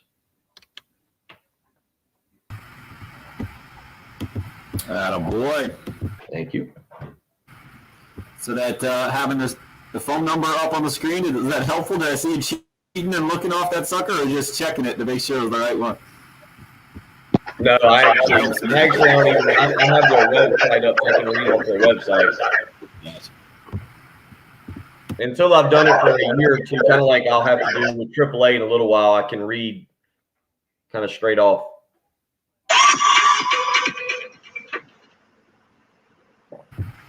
Sounds like Patrick's rocking in there. What you got going, man? That was just a tweet. Did you guys follow Jane Slater or know who Jane Slater is? Jane Slater? Just a writer. Yeah.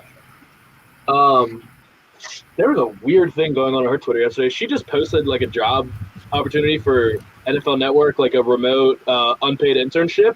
Yeah, I saw and just got attacked. Like everyone was just killing her for like, how dare you promote an unpaid internship? This is ridiculous. And it just turned into this whole big thing all night on Twitter, on her Twitter feed, like people attacking her for posting an unpaid internship. No, but then people coming back too and standing Yeah, up. but then she retweeted a bunch of people coming back and then posted a tweet being like, sorry, I didn't realize this was going to create all this conversation. I was just trying to post an opportunity to think of people would benefit from it, and then it was a whole nother thing. I was mind blown. I didn't realize there was so much animosity towards unpaid internships. Right.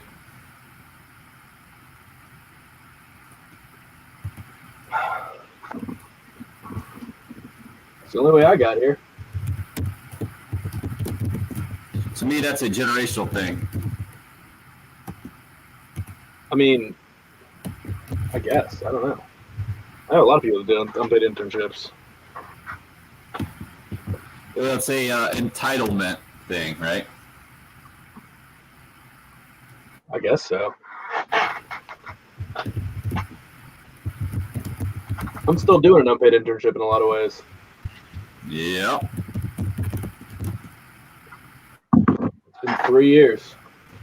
Almost 3 years. 3 years in May, I think.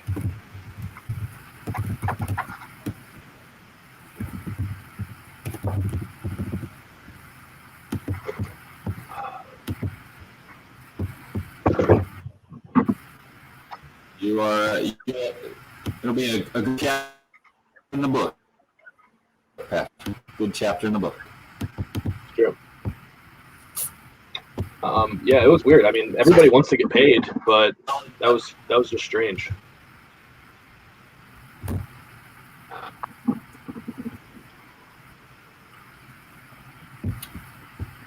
That's why you are the rare 25-year-old fitting in with the old guy show. You see it like we do. Right. Yeah, I can't. I don't know. Got some good texts and live stream text and regular text about this conversation right now. Just keep it going. You Oh guys yeah, go ahead. keep it going.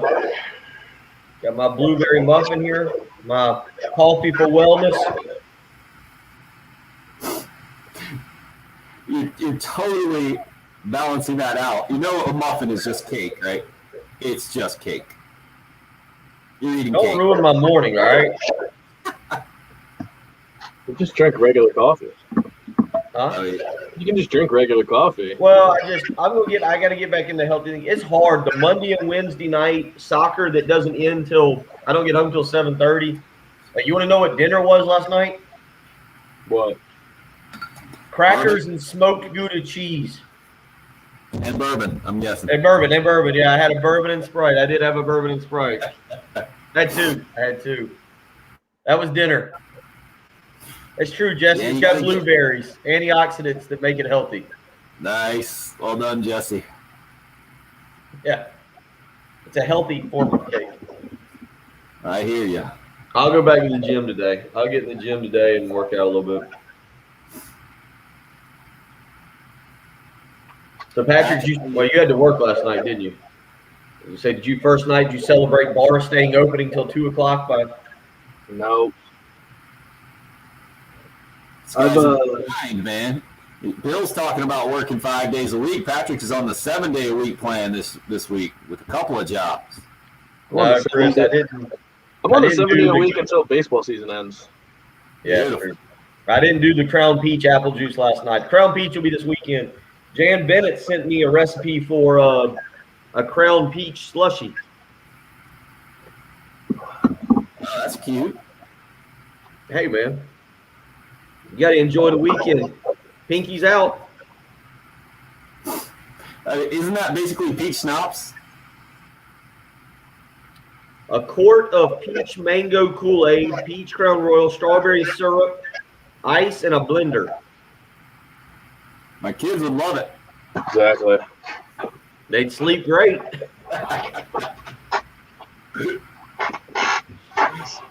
That means I'll probably wait on that for a little bit longer. That means I think this Crown Peach, I probably should go buy another bottle.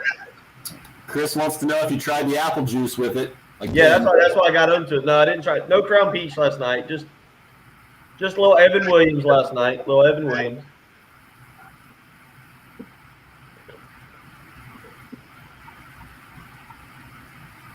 Little Evan Williams. You don't need the Coke for color there, Waddy. If you got the Jack, yeah, maybe a little splash. All right. What are you telling me for? Why is he telling me frou-frou? Because it was a fruity drink that you just read off. He wants you to man up with Crown Peach and apple juice? We're back. Well done, Jason. Yep. Anytime you get the shot in, I've got some Zima left over from high school. You know, it's a good day on the live video chat here. YouTube Live is where Jason hit us up with. Well played, sir. He doesn't have that left over from high school. He bought that this past weekend. Shot backfired from Bill as we kick off the second half of the program. Glad you're a part of it. All over the place, the live video stream, if you want that, YouTube, Facebook. Also on Twitter, the station handle at 1075 The Game. Love for you to subscribe to that YouTube channel. Also on the typical avenues on audio only. If you'd like to hit us up there, 803-404-6100. You can call or text. Plenty of feedback now. Throwback prices, 2010. Last time Shane Beamer was with the Gamecock football program is the word that was out yesterday. The Gamecock Club rolling back the season ticket prices at Williams-Brice, $320 per ticket. Kind of the lowest level you're going to get there. Bill, you did point out that does come along with a seat license as well. So it's not going to be your final ballpark there or your final bottom line price. But this brings up, okay, where's your football routine at? And we're getting different opinions in here. KT mentioned a little bit earlier on, I'm trying to make sure he said he stopped going to games because of kids and he didn't want them to learn a few choice words in the English language, but he says he weighed back in and says we still do get our 4-season tickets though, had the same seats since 1983.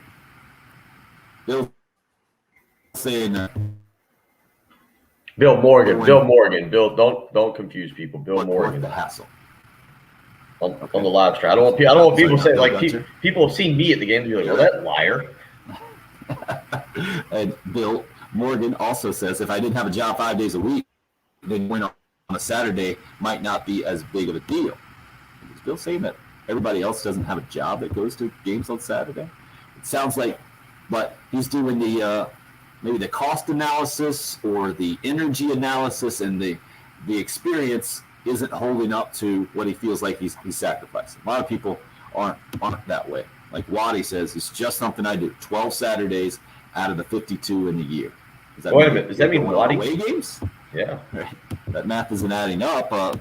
Speaking of away games, Quarter hits us up on the Cool Care Heating and Air text line, 803-404-6100, says, we take the family to one away game per year instead of buying season tickets. That's an interesting way to do it, for sure. Rich, very wise words here. You want people to come to the games, it's real simple. Win, in all caps. Would maybe be the worst marketing guy ever, right? I don't know the big meeting. I don't hey know. Guys, what can we do to get people to the games? Win. Yeah, you Beamer in here telling them to win. I don't know if that's the case anymore. I think it is for big games. But I don't think winning is necessarily going to pack the stadium for Eastern Illinois or Troy or a Vanderbilt and maybe even a Kentucky. I feel like you look across the board at college football, and I don't know. I don't. What he's saying isn't wrong, because if you have a top 25 showdown or you have a big night game and you're winning, people are going to be more inclined to go because of the atmosphere. But I don't think winning. I honestly think winning is a part of it. But the amenities and what South Carolina just did that nobody really got to experience this year, or not many, adding all the club levels and giving people the ability to just go into air conditioning for a minute, or to be able to – I mean, it's kind of weird. We spent, what, Tim, 2 years talking about selling alcohol at Williams-Brice Stadium? Big conversation. Monstrous conversation. First year they do it, limited capacity. Barely even discussed. I think that's part of it, is you have to compete with the experience at home at the stadium, and whether that's improved Wi-Fi so people during a commercial break can get on their cell phone and pull up maybe some kind of streaming service and just be watching another game or checking scores, or seats that are more comfortable. Maybe some people are just as simple as they want cup holders at their seats. I think that's part of it, and maybe more so than winning, because I think you're still going to get big turnouts for the monstrous games. It's the Eastern Illinois, the Troys, the Kentuckys, the Vanderbilts that you're competing with to stay home. Question is, why are there no domes in big time college football? Is that a dumb question? Is there an obvious answer? Just money. Why does nobody have a dome? Yeah, I don't. It's just You don't see palaces built. Like, Tim, what's the nicest stadium you've ever been to? Well, how about what if we do this, Bill? What's the newest college football stadium out there? Yeah, I can't even remember a new one getting built. I got nothing for you. But maybe Minnesota? They have a I relatively think new one, yeah, theirs is newer because they moved out of a dome. right? So They moved it's out of the the dome. exact opposite. It's just not how they. I hope it's not where it's going to, because the tradition, the pageantry, is such a part of college football that you don't see it like pro sports, where unfortunately cities get basically stuck with the bill a lot of times, and owners come in and kind of stiff arm a city and taxpayers and the whole deal. You don't see that in college football, and I think it's for the better. And part of these stadiums, Bill, when you say nicest, I don't even think of college football that way. I know you've made the trip out to Texas A&M, and you really like what they had going on out there, right? Is that what you put? Would you put Kyle Field? They had a massive renovation recently. Yeah. Not a new stadium, but kind of. And Williams Yeah. Brice certainly has a new, much newer feel. I know a lot of you guys maybe didn't go this year, but I grew up going all my life just like Bill and sitting in the same seats there that my dad had. And now that level has changed, it feels like a different stadium to me. Bill, Are some of y'all just on the live stream guessing it at new stadiums? We did just get. Who's coming in? Syracuse? What ballpark it was? Carried It could be a new stadium. Like, I mean, the Carrier Dome is the only dome that I can think of that a Power 5 team plays in. no Right. offense, Okay, Carlton that's what weighs Jesse in and was says Carl weighs in and says Iowa Kinnick Stadium has been around since 1929. Maybe the It hospital actually was- connected to it is relatively new, right? Yeah. Kinnick was originally Iowa Stadium, and now it's changed. And Washington has also been around for a long time. And yeah, we got the one on Wallace says Carrier Louisville. Dome. Louisville Husky is. Stadium has been home to the Washington Huskies since 1920. I'm guessing maybe there have been some new upgrades, right? Well, I'll and I put think my Yeah, guess, but that's the thing. Every stadium is getting upgraded now. right? yeah, Baylor, a lot of additions. Baylor, Idaho and I think, Idaho is- State playing the best domes there are. Yeah. Jesse says. Yeah, I think, but no, it is a good point. Look, I like going to Neyland Stadium, although Neyland is that's a different environment. But I mean, college football is one of those stadiums. The older venues are a lot of fun. There's going into the swamp is really neat with the way the field is. Alabama, I think, is very cookie cutterish. I haven't been to Alabama since 2009. The game down there, we kept throwing the fade to Alshon Jeffrey in the corner, and it didn't work. But I was never like overly impressed with Alabama. Texas A&M is the nicest stadium that I would say I've ever been in, but there's not a ton that you would say like, man, that's a palace, right? Definitely. And you guys keep hitting us up with one. Gary says Colorado State's about 3 years old. Bruce says UNLV in South Alabama in 2020. The point is, major college football programs don't build new stadiums. Smith hits us up with Coastal Carolina. They've been playing in their same stadium. They had to update it to get into the next level in college football and add a bunch of seats down there in Conway, but it's still the same stadium, and that's basically what they've done. KT says LSU Stadium is a dump. I think that's just like Neyland Stadium, right? Old Tiger Stadium. You make some upgrades, but you keep the building, and that's how college football works. Bill, your point was that the amenities in college football aren't what they are. It's certainly not a pro sports environment where you have the same kind of creature comforts. Guess what? Maybe I'm the exception, Bill. I don't want that mess at college football. I like when I went to Turner Field. This is how old I am. After going to Fulton County Stadium, I was looking around. I was like, I don't like the way this thing feels. This is way too corporate. Like, you can eat off the floors here. This is that old, disgusting Fulton County. Not a great place to watch a game, but there's something to that for me. There's nostalgia attached to that. That's why I'm glad they don't do it in college football. They don't just knock buildings down and build them new and shiny. I just don't like the sun burning my pale skin at noon on a September day. Like, Look, that's what I don't like. Patrick won't get this reference because you're a little bit too young, or maybe you will. But I feel like what Tim just said, and a lot of you are going to get this, is Tim's a big fan of the Trough and like the East Lower Stadium. How would I not get a trough reference? I didn't know if you understand because that's been a complaint for years. Like I mean I feel like for a lot of Gamecock fans, that was a tradition. Having to, as you grow up, you had to go in there and use the bathroom. Like Bill thinks Williams-Brice is the only stadium that had a trough. I never paid attention to the other bathrooms at the stadium. I know Tennessee's was like going into a dungeon. Like I'm from Maryland. We have troughs there too, though. Yeah, this is the thing. Like Trey just hits us up. Fenway's a dump, but you don't go to sanctuaries for the amenities, right? Wrigley Field doesn't have very many amenities. There, sit in the stands, drink, watch the Cubs. To me, I guess maybe it's a different type of fan, Bill, and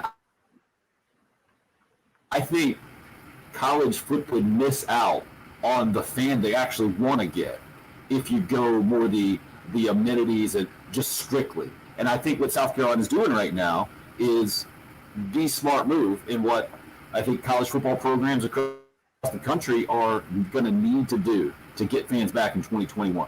Just make it more reasonable. I think that's all reasonable college football fans if they exist. Well, that's really is this what they're is asking. this now going down? Is the bubble burst then? And because I'm sitting here thinking about it, South Carolina just spent $55 million on the brand new facility, practice facility, the ops building, everything. What's the average cost of a new NFL stadium? Does anybody know? Does anybody ballpark that? It's with a B. Yeah. Well, I'm not talking about Jerry World or what's the most. But every new stadium that gets built is elite. Yeah. So Oh well, that's That's true. the- There's these things that's a good point on that one. But I was just gonna say, like, I mean, Atlanta, it was definitely a multi-billion-dollar stadium. yeah, that's a good Mercedes point. Benz. Yeah, if you're gonna go that, those are Minneapolis, all these stadiums are incredible. Nobody's Yeah. building a new stadium that's not Use going to real be examples. top of the line. I forgot about the Raiders Stadium and the Rams. Is it the Rams and the Chargers? SoFi Stadium. So yeah, that's a good point on those. I forgot how just the Raiders Stadium is by far the most ridiculous, right? I got the finger that time. I was told to wrap it up. Debatable, but yeah, we're not starting that debate right now. Well done, Patrick. You're doing a good job this morning, buddy. I'm proud of you. You're just keeping everything on track and flow. If you're not watching the live stream, you're missing almost a no-hitter performance right now from Patrick, his producer. Oh, now it's Right, we're we're gonna- it. He's filling. Patrick's filling in for Jen in the Herndon Chevrolet Studios downtown Columbia. Glad you're a part of the program. More of the college football discussion as we continue to roll on. 803-404-600 if you want. You're clear. All right, zero right there. Oh no. See if I can get my little. There we go. Professional radio this morning. What a change that is. I've had some professional help around my house, just specifically talking about cleaning up. We also need professional help in other ways. That's a different conversation. But I encourage you to get Zero Res out to your house. Zero Res has done a great job cleaning my carpets and area rug. Also freshened up the tile room and kitchen. Great results. Exactly what you expect from a professional carpet cleaning service. What I didn't expect was the specific way that Zero Res does it. I had nothing to worry about when it comes to my kids being on the carpets or the tiles after they were cleaned because there are no harsh chemicals involved in the Zero Res patented poured water cleaning process. Also, no leftover soapy residue. My carpets have stayed cleaner longer. Now, the kids are another issue. That's, again, a different story. But the way that Zero Res cleaned my carpets, they stayed cleaner longer because no leftover soapy residue to attract more dirt and all of that stuff. Also, right now, they've got a great deal for you. 3 rooms of carpet clean for only $109 when you mention me, Tim Hill. And it's not just at your house. You can get Zero Res out to your business, their commercial cleaning division, working day and night, following all the CDC guidelines, making sure everything is clean and sanitized right now. Give them a call at 803-262-4020. Check them out online, ZeroResColumbia.com. It's Zero Res. Spell it backwards or forwards. It's the right way to clean.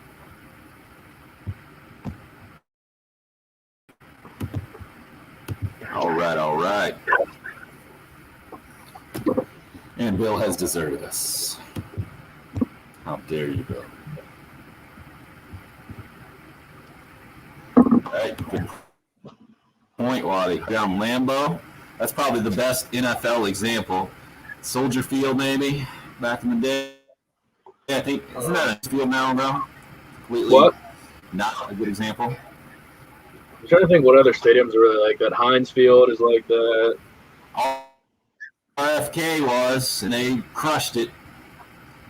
Well, I went to one of the last games, maybe the last game in RFK, the old Military Bowl, I think it was, Maryland. I think it might have been Friedgen's last game, too. Against East. It was awesome. I loved it. well,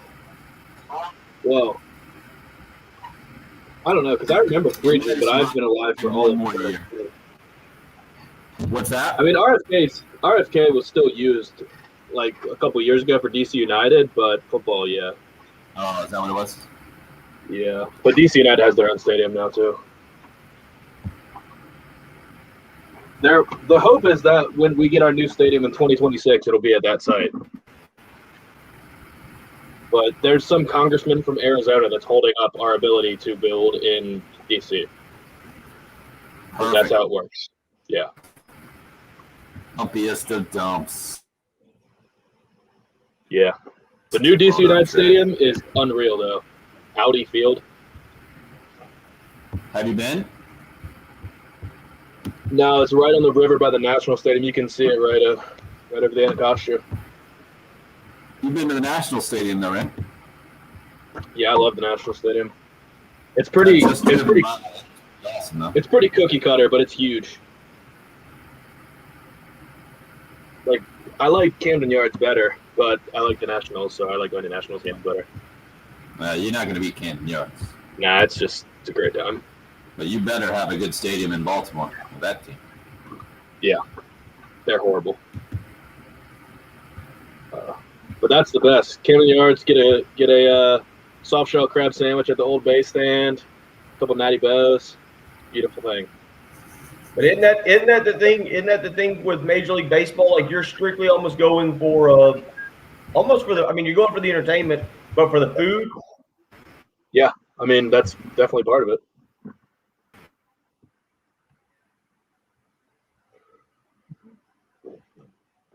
I am dying to go to Jerry World. No, thank you. We can have that. That's I've never been to Texas at all, so I would really like to do that. I lived there for a few years, about 2.5 hours west, where there is nothing. Yeah, I would like that too, though. Not for 2 years, though.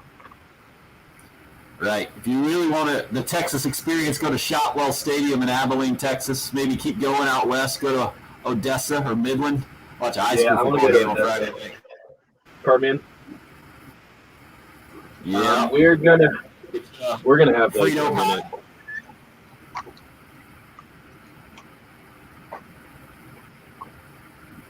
We're about to come back, and we're gonna have like a minute. Yeah, the Coliseum in LA. I'd love to go there. And the Rose Bowl. Wish I could knock out both of those. We're back.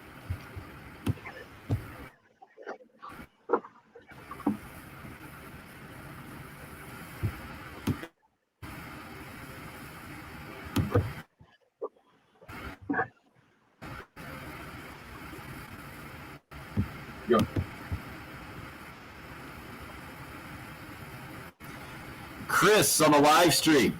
I took a tour of Jerry's World. Jerry World out in Arlington, Texas. They tell you that the Jumbotron cost more than what it costs to build the Ocala Stadium. Ocala Stadium, that was a bit of a dump too. I went to a couple of games there back in the day. It's crazy how stadiums change, and then our conversation. I never even thought about it until we were discussing the difference between the NFL and college. How quickly the NFL recycles stadiums by and large, and then how long stadiums last in college football. The reason why a lot of us prefer the college football experience than the NFL. Somebody hit us up earlier on the live stream as well, says they don't like the NFL stadiums, feels too corporate, and that's what I've always gotten. If you go to a game on a Saturday in Columbia, Bill, at Williams-Brice, and then you go to a game on Sunday at Bank of America Stadium, they are two distinctly different experiences. college versus professional. I agree with you. So let's play this for hour number 3, because you guys started doing this on the live stream. If you could go to any stadium this year, and I mean any stadium, you could go to the Forum. I know it's torn down. You could go to Ebbets Field, the Brooklyn Dodgers. You go to any stadium. Where would you want to go? The Polo Grounds? Where would you go? Time machine? Where would you go for sports this year? If you want to go to Wrigley, or you want to go to Fenway, or you want to go to Lambeau, where would you? Jerry World? Would you consider the Raiders' new stadium? Where would you go? Any game, any field this year. Where are you going? Man, my brain is broken. I always go to the most extreme. If you don't go to the Roman Coliseum, bro, I don't know what you're doing. There's that guy. And we got that guy. There's your that time guy. machine. You went time machine on me, so I got to go the most extreme. Going to Gotta watch go the to Roman Lions. Coliseum.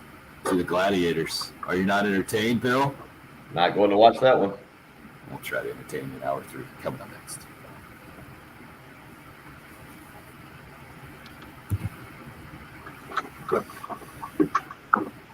Yeah, Bill, you're right. When they built those stadiums, state of the art. That's the thing. Cotton Bowl is pretty good. I mean, yeah, I don't know. It's hard to See, NFL games are more comfortable. Like, you'll be more comfortable watching the game, but you'll have more fun at the college game. right. Like, it is more corporate. It feels corporate because it is corporate. Like, Right. NFL is a corporation. I mean, they're not hiding from that. Trey and I are the same person. Exactly. Jason, you know what we're talking about.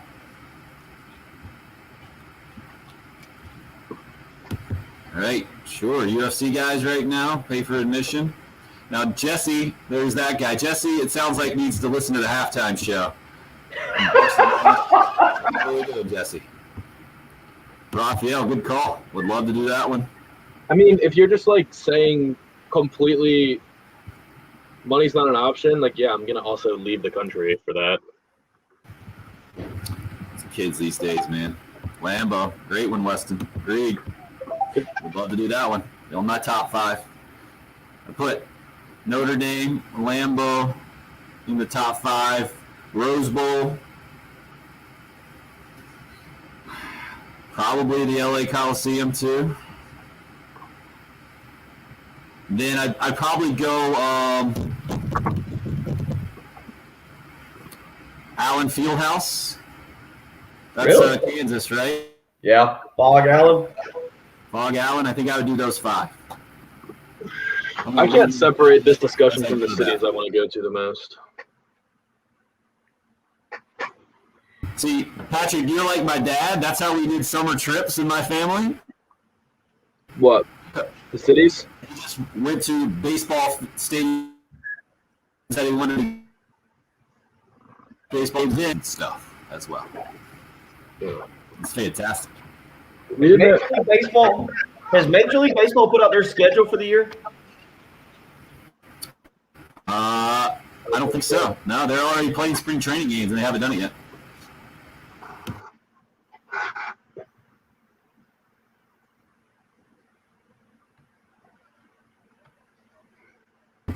Can you guys at least talk while I'm gone to the bathroom? At least Well, I'm looking at the. Yeah, you're right. Oh wow, Boston plays Tampa Bay on ESPN at 1:00 today. The Red Sox and the Rays in a exhibition game. How about that? Spring training games. I don't know why they haven't put out the schedule. It looks like they have. The full schedule's out. Yeah, I'm looking at because we were talking about it. Like I don't know, I wouldn't mind flying up to Boston and catching a game at Fenway and. Like it looks like they open the season Thursday, April 1st against Baltimore. They open with 6. I'm just looking at Boston's schedule, but Yeah, it's out. I mean, it's kind of irrelevant. I guess I wasn't paying attention because it's kind of irrelevant to me because I won't be going to any games this year. So I guess I just don't really care.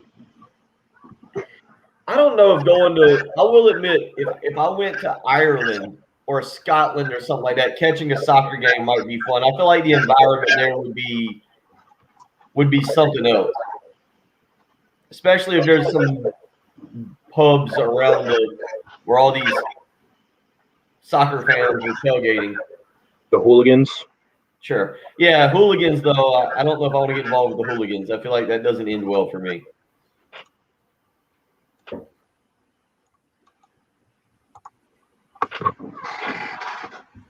I feel like that does not go well for me if we do that. No, they wouldn't care about you. They're worried about the other team. Oh, okay. So just don't wear the other team's colors. Yeah, just wear the jersey of whatever home stadium you're in. Oh, that makes sense. Then you'll be safer.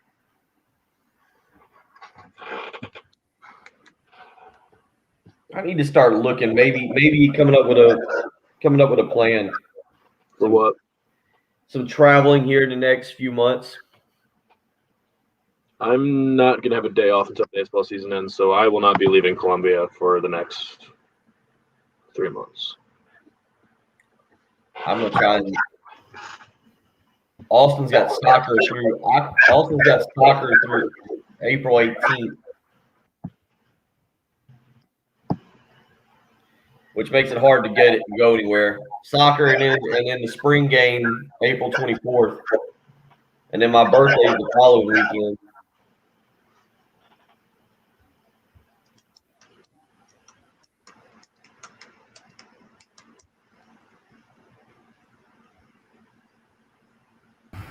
Still not talking? No, we were talking. We just saw you coming back. We stopped. Right. Oh, more halftime show fans I'm seeing. Well, we were talking about going to Scotland or Ireland Oh yeah, that'd be awesome. and then just catching a soccer game, and then that's what Trey says. Apparently you went to the wrong part of town or something there.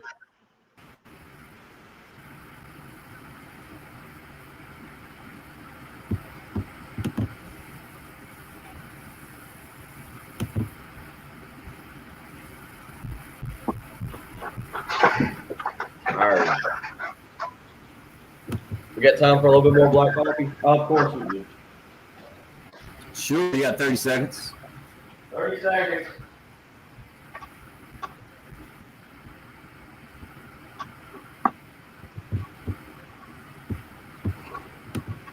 All right, Patrick, you're fading on us. You gonna make it here in hour 3? Yeah, I'm just watching the screen because these updates won't go into the computer for some reason, so I have to just do it off the Vox Pro, which is annoying. Good job, sir. Excellent job so far.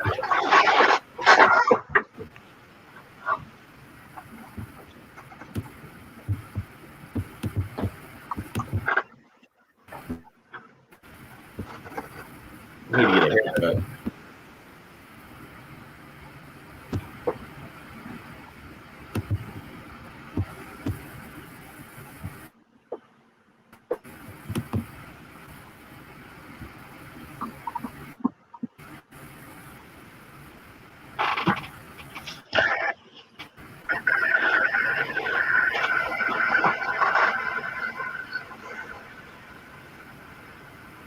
Oh, NHL games are fun. I love NHL games.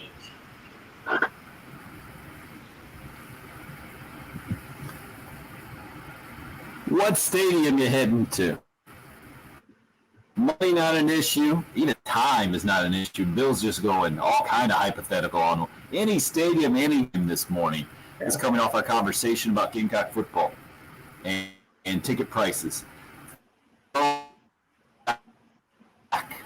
To 2010, the last time she $20 you can get a season ticket for, along with the seat license cost. So maybe not quite that one out the door, but certainly the Gamecock and the university trying to meet you halfway maybe in 2021 as we get through the most unique sports season that and hope that a little bit of normalcy. Alabama, their AD yesterday putting out the social media post, I think it is, that they're planning for full capacity. I think we would all love to see full stadiums. I'm not confident that that's what we'll see. Remember, certainly. So that's where we're kind of taking the conversation today. A little bit hypothetical for sure. A lot hypothetical if you're going back in time to the Roman Colosseum and the gladiator days. I beat him to that. What was coming that to you, Bill? And I need to start hour number 3 as well. On the Cool Care Heating and Air text line from your buddy Lee. Says morning from Minersville, Pennsylvania. 23 degrees. And then there was a dash there. So that doesn't mean minus 23. Surely it's not that cold.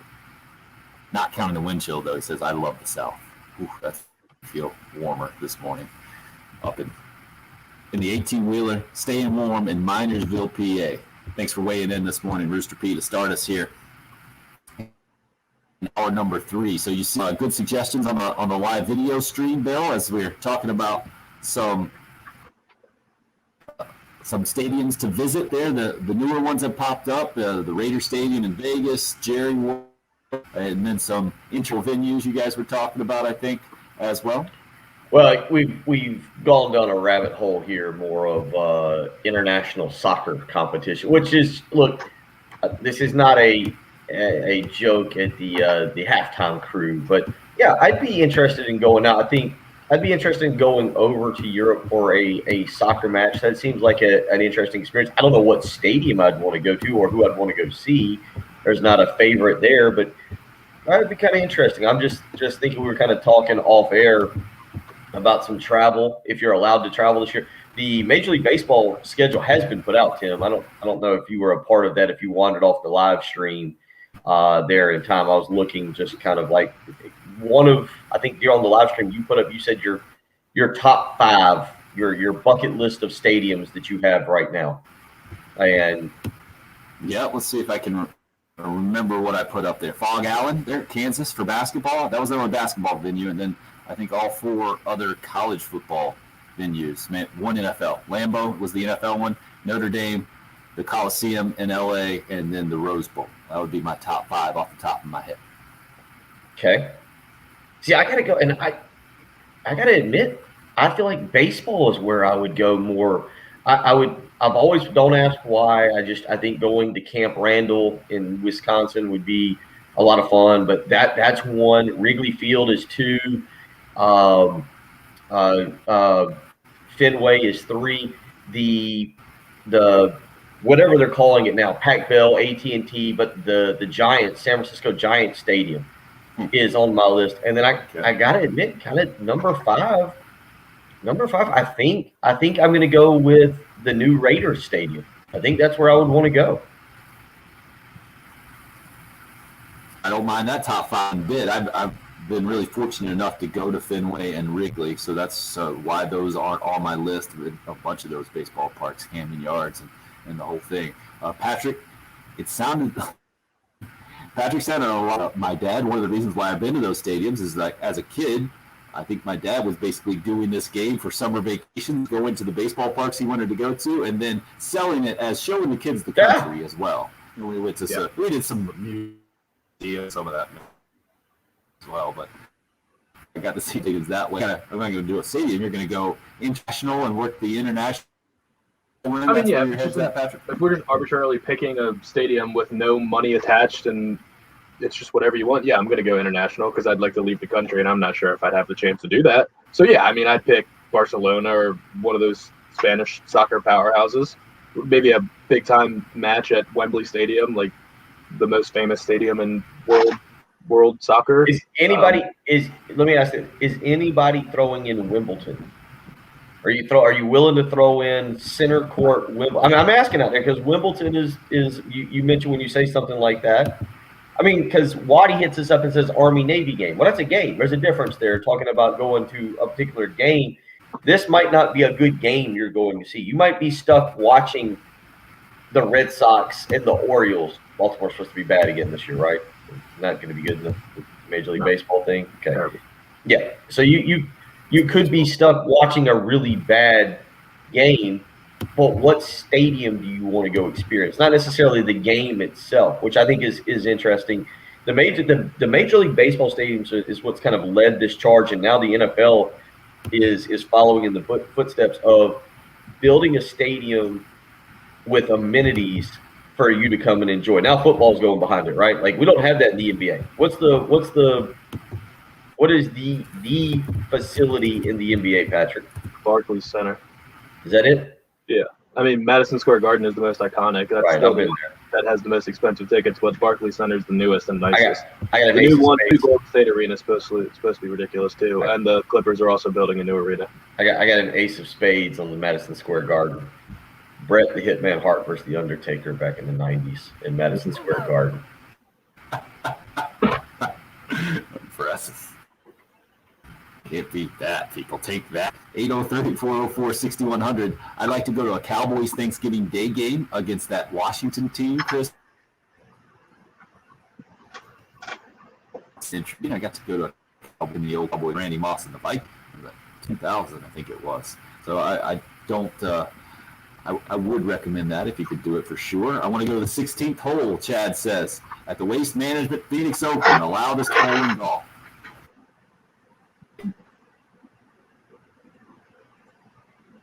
As well, keep starting. He says history is made. Not that again, and that's why I think most of us prefer the college football experience than the NFL one. But I understand, Bill. Like the Vegas Stadium, they're just two different experiences, right? And I put mine in my top 5. One NFL experience that's probably the most knowledge with Lambeau Field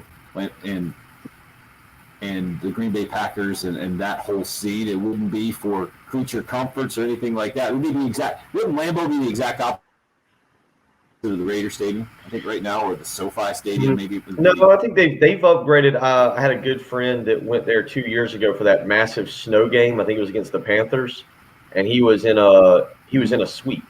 Mike Hammer was a good friend of mine, and he was up there and he was in a suite. He videoed it. I mean, it depends. Like are you going for the experience of Lambeau of sitting out in the snow, or you go because I could go sit in a suite and be perfectly happy. I don't know if I need to be on the bleachers with it snowing on me. I could be perfectly happy where he was at any of those. We've always said in my family that if we're going to do Lambeau, we're going to do it for a snow game. If you're just going to do it one time, get that full on effect of the. I'm with you on that. Go in December. Yeah.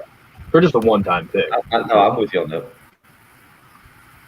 Troy hits us up. Cool Care Heating and Air text line. I only got 2 on my bucket list: Lambeau and Field of Dreams in Iowa. That's an interesting combo. Mark hits us up with the old course at St. Andrews. Yeah, and they're a little disappointed. It says they're not very impressed, but actually to be at the birth of golf, I guess, is kind of where that's coming from. Founders Park, Scott says, was turned down on our season tickets this year. Longtime season ticket holder missing our baseball experience. It is limited capacity this year, Scott. I would just say hang in there, and if you really want games, you can still probably get a ticket as long as you just show up in person and do some talking to people. And definitely that Clemson environment pretty dang good for college baseball on Sunday, and great weather. Obviously, that's the thing you can't control. But if we're going hypothetical, right, that's when you go snow at Lambeau, and you factor the weather in there. I don't think anybody's joining in on your Wimbledon deal, but that would be part of the Wimbledon experience, right? In summer, you're hanging out with the royalty there in England. Wouldn't mind doing it. It's just not way up on my bucket list. Is it in your top 10, Bill? There, the Wimbledon experience. Top 10. I don't know, because we've talked about this, and Trey or Chad just hit us up with a great one on the live stream. And so when you say top 10, I didn't think about this, but he said, Chad on the live stream said, I want to go to the 16th hole at the Waste Management Phoenix Open, loudest hole in golf. We've talked about that, Tim, a couple times, about that when that tournament kind of pops up, which was a few weeks ago, and obviously it was a lot different this year with no fans. So when you say top 10, I'd have to get back into a writing situation, because that would be on the top 10. Craig hits us up and says 17th at Sawgrass on Sunday with Tiger in the lead. Well, I was actually supposed to be at Sawgrass last year, and for Friday, Saturday, that was the weekend that everything kind of broke down. But Tiger, I don't think Tiger was going to be a part of it, but just being at Sawgrass would be a lot of fun, and that'll probably be back on the bucket list. I got to admit, both of those golf venues right there that I haven't been to would probably be ahead of getting over to Wimbledon. Puts us up with old Yankee Matt going with Wrigley Field in a Notre Dame home game. Bill W. over in West Columbia, good morning. A few years ago, we were in London, he says. Went to Wimbledon on the spur of the moment. Had to wait several hours to get in, but wandered around the grounds, saw side courts, even the practice courts. We watched a match on the hill prior to leaving. Great to be on the grounds, even if we didn't make it to center court. Oh, that would burn me up. You'd been right there, and you hadn't got to go in on the center court. I'm sure it was a tough ticket to get. And Greg just weighing in. If you're not worried about the game or modern amenities, you got to go to the Coliseum in Rome, right? Ultimate Classic Stadium. That's where my brain went immediately because I'm way too extreme. John mentions the Kentucky Derby. Bill, I'm surprised I hadn't heard. That's another good one. From you. That's an excellent one to go and visiting that venue. Yeah, I mean, so that's 3 right there that are not what you would say your typical stadiums, not your typical. When we talk football, baseball, basketball, I don't think I'd have an NBA one on the list of what's available right now. Honestly, the only NBA venue that I would even remotely consider putting on, and this is old school, is the Guide in Boston Garden. I'd go there. That just looks like a fun venue from watching the ESPN Classics and whatnot with the Celtics in the 80s. That would be the only one that I would even consider. The Forum doesn't really excite me. I don't know if there's anything else in the NBA from the 80s, 70s, or 80s that I would get excited about, but Boston Garden would be one that I would put on my old school list. Any other basketball venues in college? I went Kansas because of Allen Fieldhouse. I'd never been before. Always heard great things about that one. Cameron Indoor Stadium, I know a lot of people might have had. They haven't been up to it. There's venues on there these days. I've been to Duke and North Carolina and Kentucky. Is there any other? Kansas? Is Kansas the only big one that I'm forgetting about off the top of my head? Is that just what you? That's what in my head. What do you think, Patrick? You? Maybe Carrier Dome? Yeah, but I don't know. The Carrier Dome is also football too. So yeah, I don't know. I don't know if there's another college. I'm sure. I'm thinking maybe. What is it? Hinkle Field? Is it Hinkle Fieldhouse? This is where we need Jen right now. Jen would come in so handy right now. Whatever it is up there that Butler plays in, because I think that's pretty historic. But no, we're not even getting it yet. Right? Yeah. Jen sent me a text message last night. She was watching on the live stream and yelled at me about something. I think that's about it. I think that's about it. I don't know if there's another college basketball venue that I would be like, yeah, I got to go be a part of. Justin, Columbia Speedway. I'm a simple man. Attaboy. Well done, sir. 803-404-6100 if you would like to join. Daniel says, I'd love to see the Masters in Augusta and have an egg salad sandwich on the 18th hole. And Joey hits us up, says, I was fortunate to see a Giants game at Candlestick Park back in 1989. I think I might have been at that game, Joey. I had to buy a winter hat, I believe, in August. Not cool. Wait, you think you and Joey went to the exact same game? Of course. I mean, it's 8. Probably only. Yeah, they only played one game at Candlestick back then? It was a different time, Bill. 403-404-6100 if you would like to join today. Get back into more of the Gamecock conversation as it pertains to what's going to go down tonight. You got Gamecock baseball back in action. Josiah Seitler start tonight against Winthrop ahead of this weekend series against Mercer before things really crank up on the schedule with Texas, the last non-conference series leading into the schedule 2 weeks, I guess, from this weekend.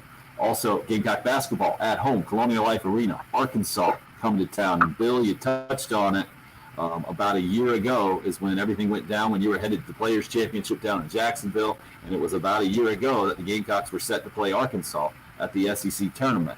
Haven't played them since, and tonight it kind of comes full circle. We'll discuss when we come back here. It's the early game. It's 175 again. All right, Beaufort.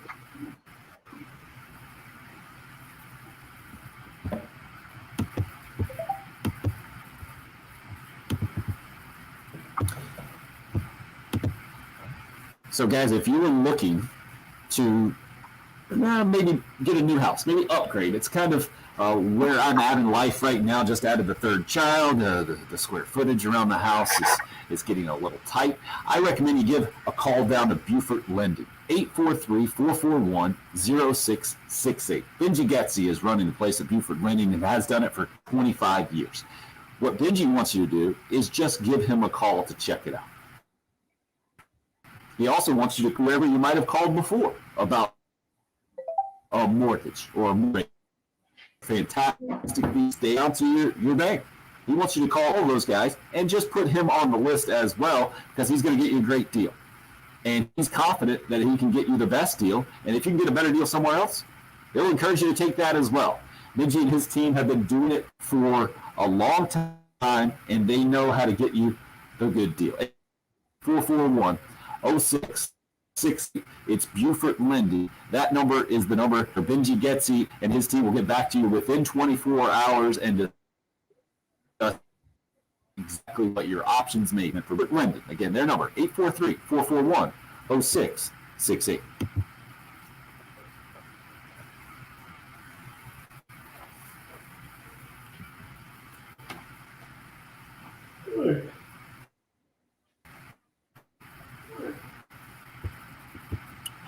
Patrick's meeting us on his traffic update here.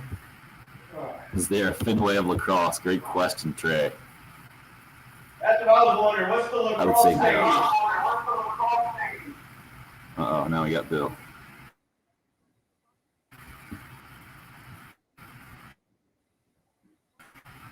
Oh, live stream stinks. I mean, my internet stinks sometimes. My bad. Ugh.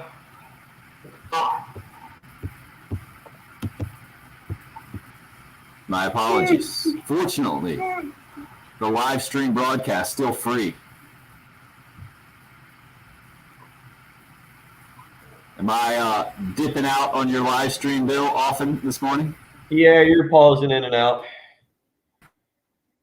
You have a tendency to freeze up a tad.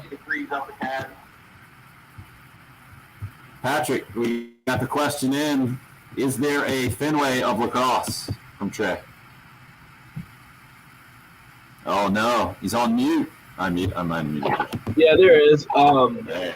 Homewood Field for Johns Hopkins is definitely a big one. Maryland and Johns Hopkins is the oldest rivalry in college lacrosse, so I've been to some bunch of Maryland Hopkins games at Homewood Field, and that's definitely a big deal. They have the nicest facilities in college lacrosse. But Syracuse is kind of like would probably be like the home of college lacrosse. Like Syracuse is probably the most historic program individually, so the Carrier Dome has a lot of history for lacrosse. We'd call Capital City Stadium, for sure. Only a couple schools have dedicated. Not every school has a dedicated lacrosse stadium. Maryland plays in Old Bird Stadium. Ooh, any F1 racetrack? Impressive. I got Matt's first text into the show. Interesting.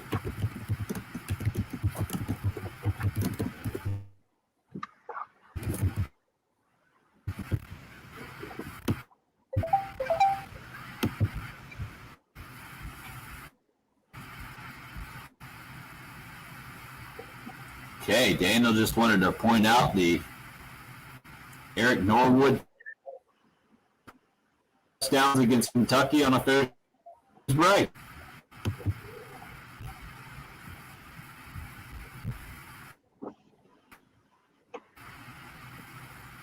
Nice. Bill W. sent us a video of him hitting a few balls in St. Andrews.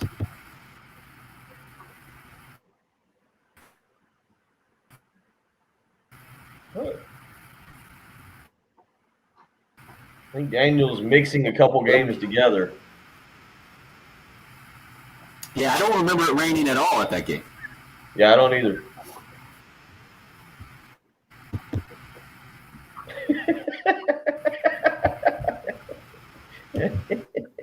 Got Chad going Harry Potter on us. You got some kind of Quidditch?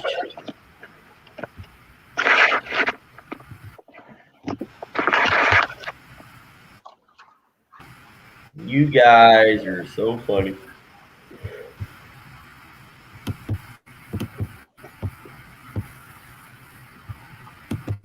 Oh.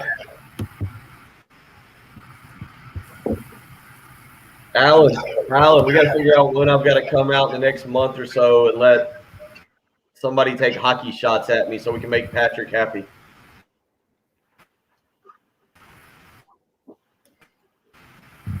Why responding? You need to just tell me what morning to be out there. I'll bring the computer as long as they got Wi-Fi. Black coffee is still going strong. Drones up. Huh? Yep, black coffee is still going strong. I had a Dunkin' Donuts coffee Saturday morning, and then last night I had one at the soccer practice, which was an awful idea because then that caffeine kicked in, and I had a hard time going to sleep. A little bit too much caffeine. Oh, sorry, Alan. Okay. It's going to make it tougher on us now.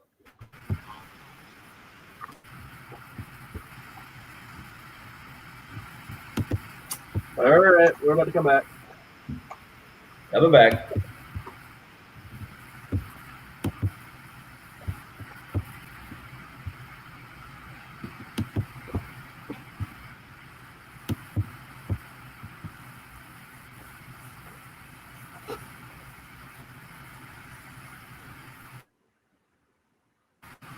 Right.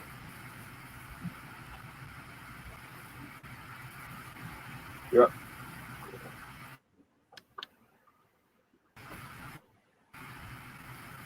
Mind-boggling. Take yourself back a year, almost a year.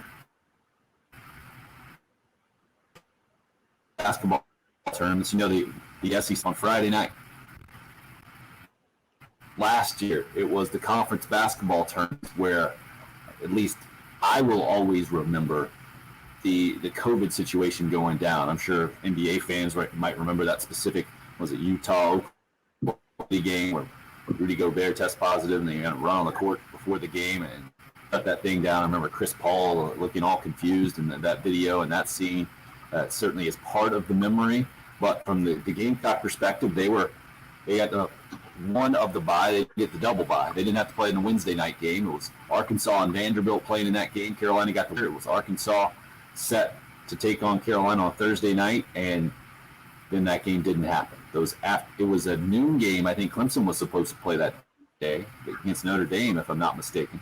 That was one of the first ones postponed, and then those fell. And all the conference tournaments postponed at that point, and then canceled, and clearly our lives in this country never the same around the world in a lot of ways. And a lot has happened in that year. I thought we would be here almost a year later as Carolina is about saw again since the matchup. Bill is why I bring all this up. Never thought we would be here almost a year later as you're looking very confused. You're getting some feedback over there on the texts or the live stream. Yeah, just all kinds of interesting stuff. All kinds of interesting. No, you had a year ago that South Carolina, Arkansas, that was the SEC tournament. It was roughly this time a year ago when South Carolina was in the hunt for, or was right there on the bubble for the SEC tournament. And obviously, I don't remember what they did in the midweek game, but it was a bad loss on the road at Vanderbilt that really knocked them out of, or put them in a bad position, having to win games at the SEC tournament, such as the potential Arkansas game, to worry and get into the whole NCAA tournament. And since that time, man, so much has changed in a lot of different ways, including Frank Martin's program in a lot of ways. Wouldn't you say he would have foreseen the year? I mean, this was the first time in, I don't know. I don't know if Carolina in Frank Martin's tenure has actually been predicted to finish higher than they were this year, where they're 5th by a lot of people. Typically, it had been in double digits in the last several. And then the actual games, and in the actual SEC season, the Gamecocks would overachieve and finish in the a lot of times here in the last several years where more was expected of the team. The expectation level was high because of all the experience returning, and unfortunately the results haven't been here, and it's almost been the opposite for Arkansas on a 9-game win streak into tonight with a team that had a lot of turnover going into this year. Bill, how do you break down tonight's matchup, if we can even break down a matchup with this Carolina basketball team that just snapped the 6-game losing streak with one of its, if not its best performance of the season, a 21-point win at Georgia? Well, I mean, one of the reasons for that was a really good performance from Jermaine Couisnard. And, I kind of, and a really good performance from Trey Hannibal. I mean, I think Couisnard is once again the key tonight. I've thought that for a while with him. When he tends to play well, South Carolina as a whole tends to play very well. For whatever, He's gonna come off the bench again. You got to stick with him. You got to stick with what you just did, right? Keyshawn Bryant's got to start, right? And Couisnard's got to come off the bench. Patrick, if it was me, I mean, it doesn't really matter. If he comes off the bench at, say, the 17-minute mark, if he misses the first 3 minutes of the game, does it matter? I think we're talking, what you're asking is who plays the bulk of the minutes. And to me, there's two guys that I want to see get 25 to 30. Of course, let me say this, with Couisnard, it depends on how Couisnard plays. But, two of his better games this year, both came against Georgia for whatever reason. Actually, if you go back and you look at his stats, he's had 1, 2, 3. Let me just add this: 3, 4, 5, 6, 7, 8, 9 games. His last 9 games, he's had 3 double-digit games. 2 of them came against Georgia. He had 18 points against Georgia back on the 27th of January, obviously an 83-59 victory. He has 23 on Saturday. Don't know if there's something there that correlates to him having really good games against Georgia. But if you look so far this year, when he's played well, they tend to win. As a matter of fact, in games he's scored double digits. He only had 10 against Houston. But in games he scored double digits, they've won. Let's see, he's had 4, 6, 7 games since the Tulsa game of double digits, and it looks like they've won 5 of them. They lost to Houston and they lost to Auburn, and against Houston he had 10. So to me, 5-2 when he scores double digits, that's kind of interesting. But the other guy that I think has to play a lot, whether you want to start him or whether you want to bring him off the bench, is Trey Hannibal. Look at the way Trey Hannibal's played the last few weeks. I think I think I could make an argument that Trey Hannibal, even with A.J. Lawson and Keyshawn Bryant, Trey Hannibal's playing as good as anybody on this team when you look at his production the last several weeks. But now doing it against an Arkansas, and that's won 9 in that national championship with Scotty Thurman and Corliss Williams in 1994. Going to be a really difficult task, especially, I mean, they just beat Alabama by 15 the other night. They beat LSU in their last game by 8. Florida, the game before that, by 11. It's been several weeks, a game not relatively comfortable there that finished with at Missouri and at Kentucky, back-to-back games. They won at Mizzou by 5. They won at Kentucky just by a point. Going to be quite the challenge tonight. And you said there are 2 guys you want to see play 25-ish minutes. Well, so I go back on that because who else? Can't play. I said I was going to say Couisnard, but then Couisnard's minutes should depend on how he's playing. He's so up, and I was going to say Couisnard, but I'm basing that on his last performance. I want to see Trey Hannibal. Trey Hannibal's averaging 15 minutes right now per game.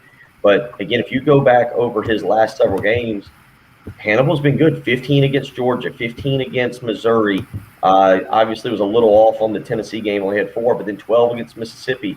So 3 of the last 4 games, double digits for him, and has been kind of productive. And we know this. We joke, but we do know he's going to fill the stat sheet. There's going to be give him 28 minutes. He's guaranteed a quadruple double. One of them might be turnovers. It could but be. He will have, he'll have a quadruple double. He's played. He's played. I'm just to go back. The Georgia game appears as I go through his season stats. The Georgia game, he played 22 minutes, which was a season high in minutes. I'd like to see him get over 25 tonight. I don't know what. I think Seventh Woods is expected to be back. It looks like he's, according to Frank Martin yesterday, Woods could have played against Georgia on Saturday, but he elected to hold him out. But I'd like to see Trey Hannibal get more minutes tonight. If you look at his last few games, I mean, for a team that's not shooting the ball great, he's 12 for his last 14 from the field and 3 for the, has made his last, he's 3 for 3 from 3-point range the last 2 games. And as Patrick said, he's going to fill up the stat sheet. No doubt about that. I don't know if you can play that many minutes without fouling out of the way that he plays. It depends, I guess, on how the game is officiated. I don't understand where Craig's coming from. Justin Minaya has been the biggest disappointment this year. Minaya is the leading rebounder on the team, and it's not that close at 6.8 rebounds per game. Levesque is the next closest, I guess, with 5. Keyshawn Bryant right around 5 as well. And then he's averaging 7.6 points per game. That's the 4th highest average. I guess my question would be, what were you expecting out of Justin Minaya? Maybe the expectation was there. He's played the 2nd most minutes per game this season behind A.J. Lawson. I'm not going to disagree that he's had a tremendous year, but I don't think it's been a tremendously disappointing year. And I think when we're talking about Couisnard, that was where I had the highest expectation. You know, they always, the old cliche in sports, typically have the most improvement between game 1 and game number 2, and then it's typically year 1 and year number 2. In basketball especially, we would have seen more from Jermaine Stern. I just would have thought we would have seen a lot more of what we just saw on Saturday than we've seen in a lot of other games where it just hasn't happened. It's been a lot like Dwayne Notice, and his senior ended up struggling shooting the ball a bunch. I feel like we've seen a lot of that from Jermaine Couisnard this year, and the didn't happen that year for Notice, and PJ Dozier and Silva and Kotsar and those guys to pick up the slack. This year, it just hasn't happened from the leadership standpoint outside of Couisnard. It was interesting yesterday, Bill, to hear Frank talk about how Couisnard and Keyshawn Bryant are buddies, and now how they kind of had each other here in the last couple of weeks, maybe, as Keyshawn Bryant's voice has gotten louder and he has stepped up in the leadership department. Now how that kind of dynamic it continues to evolve with this year's team. And that's kind of one of the weird things about this team is that we talk about chemistry seeming to be an issue, but I don't feel like it's friendships. You know, normally you feel like if chemistry is an issue, it's because there's issues in the locker room and they're not friends or there's arguments. But that's not how I perceive this team. It's certainly not what I pick up from Frank Martin or listening to the team. It's just something on the court that isn't clicking with how you go out and play together. But I don't feel like it's going back into the locker room and turning on each other and being upset with each other. I feel like it's just something that's not clicking with this team. Yeah, and that's Frank Martin talked about that last week, really, when they're in the middle of the 6-game losing streak, and he took it down to the word trust. I think that the guys, while they got along, it was a lack of trust on the court. I think that was the problem, and he had the line like he could pick everybody up and throw them as far as they could trust them. I think maybe something to that effect last week. It stuck with me to some degree, talking about that it didn't really matter how much you like someone. It's the most overrated thing in sports, how much you like each other as a team. It's can you count on each other, and how Sindarius Thornwell teammates didn't like him a lot, but they certainly trusted him, and he had their back as well on the court. Emory hits us up on the Cool Care Heating and Air text line, 803-404-6100. Having heard all that on Arkansas, 9 straight SEC wins, first time since that national championship season, that explain them being 6.5-point favorite. That's an easy explanation. 2021 college basketball. It is the most odd year, I think, that I've ever seen college basketball, and I don't even know of one that's been close, Bill. Would you agree?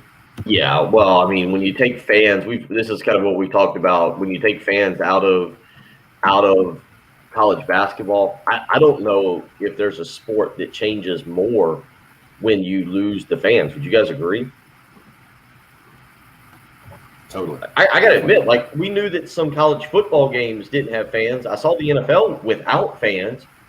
And at times with the NFL, even without fans, I didn't feel like I was missing a ton. College football, like, it was different, but college basketball is like an entirely just it's I don't know.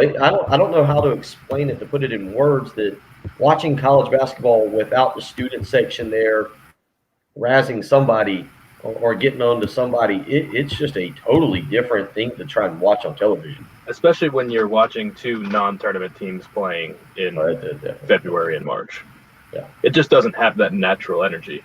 Like some of these games, these top 5 matchups, they feel like, did you feel that way about Oklahoma State? That felt like a big, Saturday, Bedlam on Saturday. I didn't. Oklahoma State upset the top. They were top 10 team at that point. That felt like a big game. Number 9 Iowa versus number 4 Ohio State on Saturday felt like a big game. On Sunday felt like a big game. Like there was energy. Last night I watched Syracuse, North Carolina. In a typical year in the Carrier Dome, that would have been fun to watch. I would have gotten into that. I flipped over. I watched 5 minutes last night, and there was something that I've never seen in a Syracuse game, and I don't know if it's because of how they had the bleachers set up or whatever. But the behind the goals was pushed back, and so the scoreboard, as it was flashing, it had to be reflecting off of something, the way that the bleachers were pushed back, because you could see it flashing on the court. And I've watched a lot of Syracuse games too, where that was certainly something that it would have been distracting as a player, but it was kind of distracting watching the game itself, because I guess just the way they had everything pushed back, or the way they didn't have something there to take away that reflection. It wasn't enjoyable to watch. Speaking of environments in college basketball, we were asking you about stadiums before because of the ticket price reduction at Williams-Brice Stadium this year. Jess hits us up, says we're crazies at a Duke game and go to the New York Yankees Stadium, Notre Dame home football game, and to a Duke lacrosse home game. Thanks, guys. Hey. It's Jess. All right. 3 out of 4. That makes sense to me. Patrick did give us the breakdown of lacrosse stadiums. John Hopkins, son. That's where you got to go. If you're Homewood Field, that's definitely the best one. But Duke UNC, that's the game to go see at Koskinen Stadium this year. Oh yeah. Duke's one of those teams that has a actual lacrosse stadium. They don't play in a football stadium. Or literally on that one, my apologies. I zoned out. 404-6100 if you would like to weigh in. Dramatic conclusion of the show coming up. It's the early game here. I want to Clear. All right, you got AAA.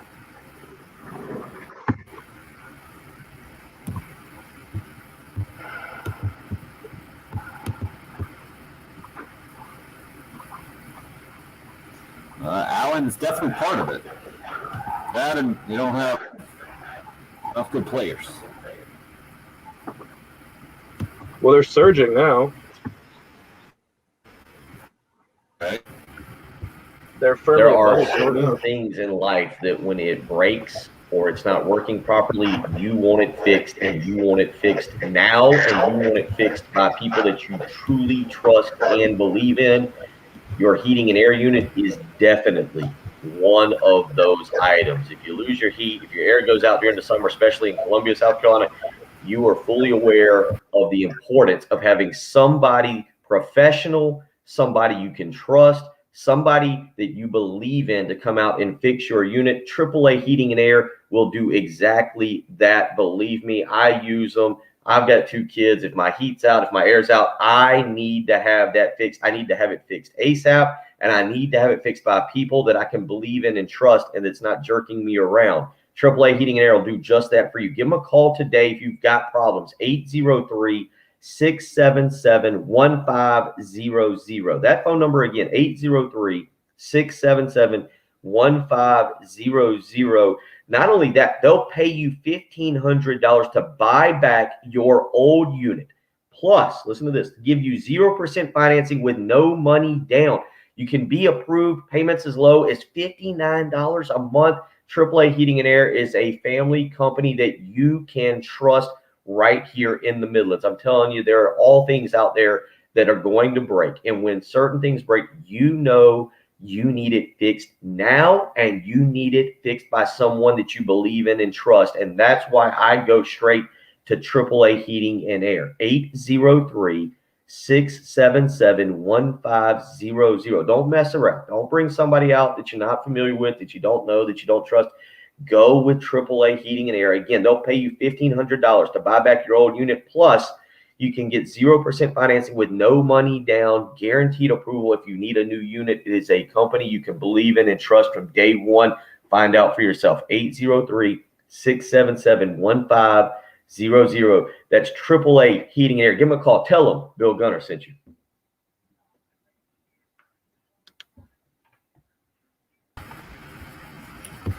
What's the number again on that thing? I need to change it. 677? Yeah, 677-1500. Got it. Yep, that one's definitely that. No, I was looking at the Twitter line, and I guess people think that you or I are sales guys, and that I was just like, No, they just want people to know they don't like the male virility commercials. I will pass the message along.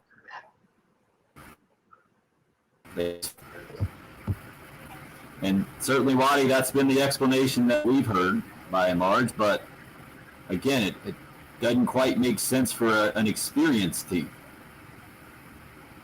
right? If any team could overcome that, you would think it'd be one that already knows each other, been playing with each other. that's what I would think. Jan, that would be pretty much all teams.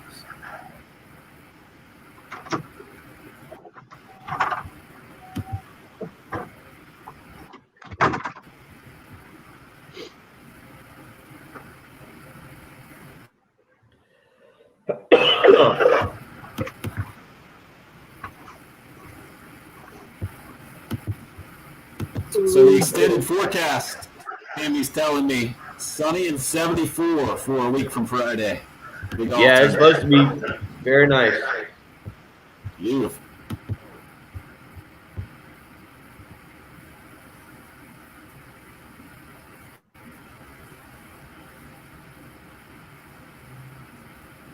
When's the last time you played, Bill? I haven't played in forever. I think the last tournament. Yeah. No, that was the date. Albany. I played in November. That'd be December. I played out at Rock's place. It's been a little while. It's been a little while. Might go hit some balls next week. Go up to LJ's and practice a little bit. He's got like, you put a ball in the machine or whatever, and the tee rises up out of the mat. Cool. So you don't even have to bend over. Perfect. That's right. That is right. Maybe get an automatic swinger thing going in there so you can just push the buttons for that too. I just need something that hands me my cup. Tilts it up for you. Just after the shot, the arm extends, so I just have to put it back in. It extends back. With a straw. Yeah. What do you mean Kovar had surgery? Was he not aware of the golf tournament? You got to delay that thing, man. Yeah. Some people don't know how to prep and practice. Unbelievable. Your priorities in life. I got to do the heavy lifting parent stuff today. My son's got a little conference call at 10:30. Not really in the mood to do this.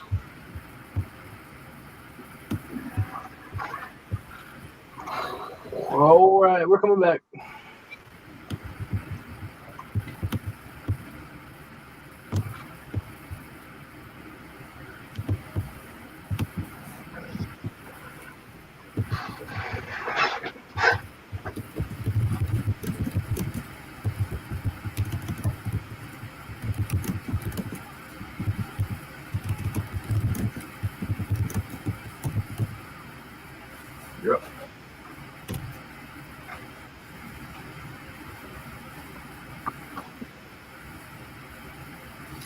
So in our conversations, that's kind of spun off of the ticket reduction price back to 2010 is where Williams-Brice Stadium, where the Gamecock Club is going to drop in prices down for season tickets. Off of that, did we get one bucket list Coliseum or stadium visit out there that was better than the rest? I feel like they all kind of name a winner. At least I don't remember one that really stood out to me as like, oh yeah, I definitely forgot about that one. I really want to do that. Not one to be a winner. The 16th hole at the Waste Management Open was a really good one from Chad earlier. But I mean, I just had forgotten about that one. But that would be up there. And I think that's an event that everybody. I think part of it is you've got to be able to go and experience it, and maybe you don't even like the sport. Like I don't watch a ton of tennis. Patrick was getting into what the Australian Open about 2 weeks ago. You were gung ho, and like Wimbledon, I think I could go and enjoy thoroughly, even though I don't really get into it. I think the Masters is one, even though I've been multiple times, that people that maybe don't get into golf could still go and enjoy. I don't enjoy watching 9 innings of baseball, but I think that I could go to some of these parks that we were talking about and be able to walk around and see different views. Patrick was bringing up. What all were you mentioning? Is it the Nationals Park? Did I hear you say crab cakes? And what were you saying? That's at Camden Yards in Baltimore. Okay. I get the soft shell crab sandwich. Of course. I mean, and that's the weird thing now about Major League Baseball parks. It's you're not going for the game as much as you're going for the experience, the food, maybe some of the views. I think the new Padres stadium is supposed to be really cool. I don't know if I would have that on my list of top 10 places, but I think I've read an article or two about that's really cool. So I think that's part of what we talk about with these new stadiums and venues. I think Winthrop has a signature food selection up in Rock, but that's where the Gamecocks are scheduled to play tonight, 6 o'clock, first pitch. Just wanted to remind everyone or give everybody the heads up. That would be over on our sister station, ESPN 1320 AM. You can also listen line, ESPN 1320 Columbia, if you would like to stream that tonight, because the basketball game will be here on 107.5 The Game. And somebody asked, how does that happen? And those are contracts with done way ahead of time. And I think it's sound logic. Typically, March basketball is going to mean more than early March baseball. So that's where that comes from. And that'll also pertain to this weekend. There are a couple of conflicts with the SEC women's basketball tournament. We'll have that for you here on 107.5 The Game on Friday night. And then the start of the baseball game Friday night against Mercer will be over on 1320 AM again. And then there might be some weekend conflicts as well. We'll try to get all that information out to you on Twitter and keep you updated as we know how that's going to go. And someone else, they had heard there might be some issues with broadcasting the game from Winthrop. Yeah, they worked all that out. I believe Tommy Moody and will be going with Brad Muller tonight while Derek's basketball broadcast, but they'll have their own booth. They're good to go at Winthrop. It is supposed to rain, I think. Might be a wet field, but hopefully they'll get that game in tonight. 6 o'clock first pitch, 5:45 airtime over on our sister station, ESPN 1320 AM, as 6 o'clock airtime here on 107.5 The Game for basketball. His show will be cut a little short. It's 6:30 tip time. I noticed in their last 10 games, the only game they really know who that was outside of the conference in that SEC Big 12 Challenge. Another team we've been talking about today was Oklahoma. Oh.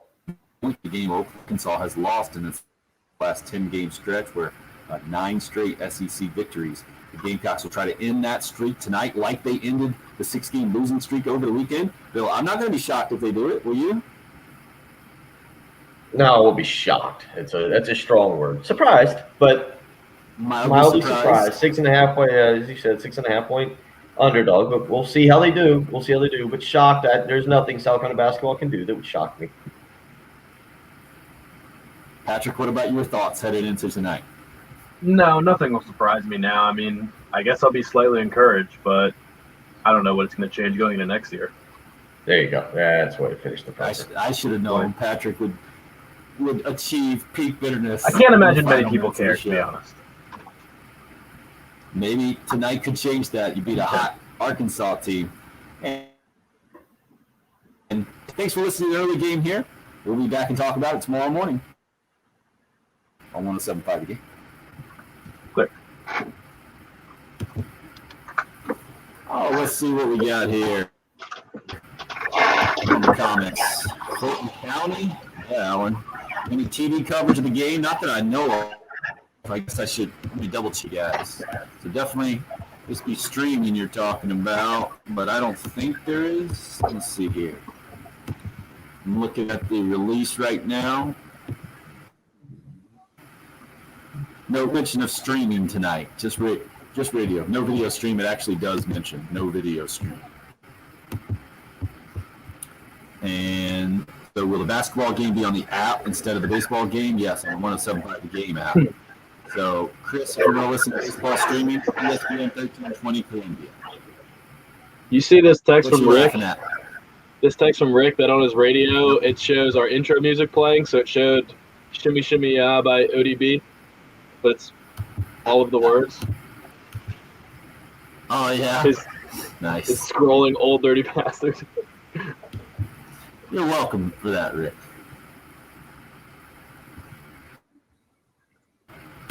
Gentlemen, Hope, thank you for the update on the subscribers. What did I see? 535. Nice work, Hope. Maybe a big night tonight will help us to get 600 tomorrow. Oh, yes. Back of the goal.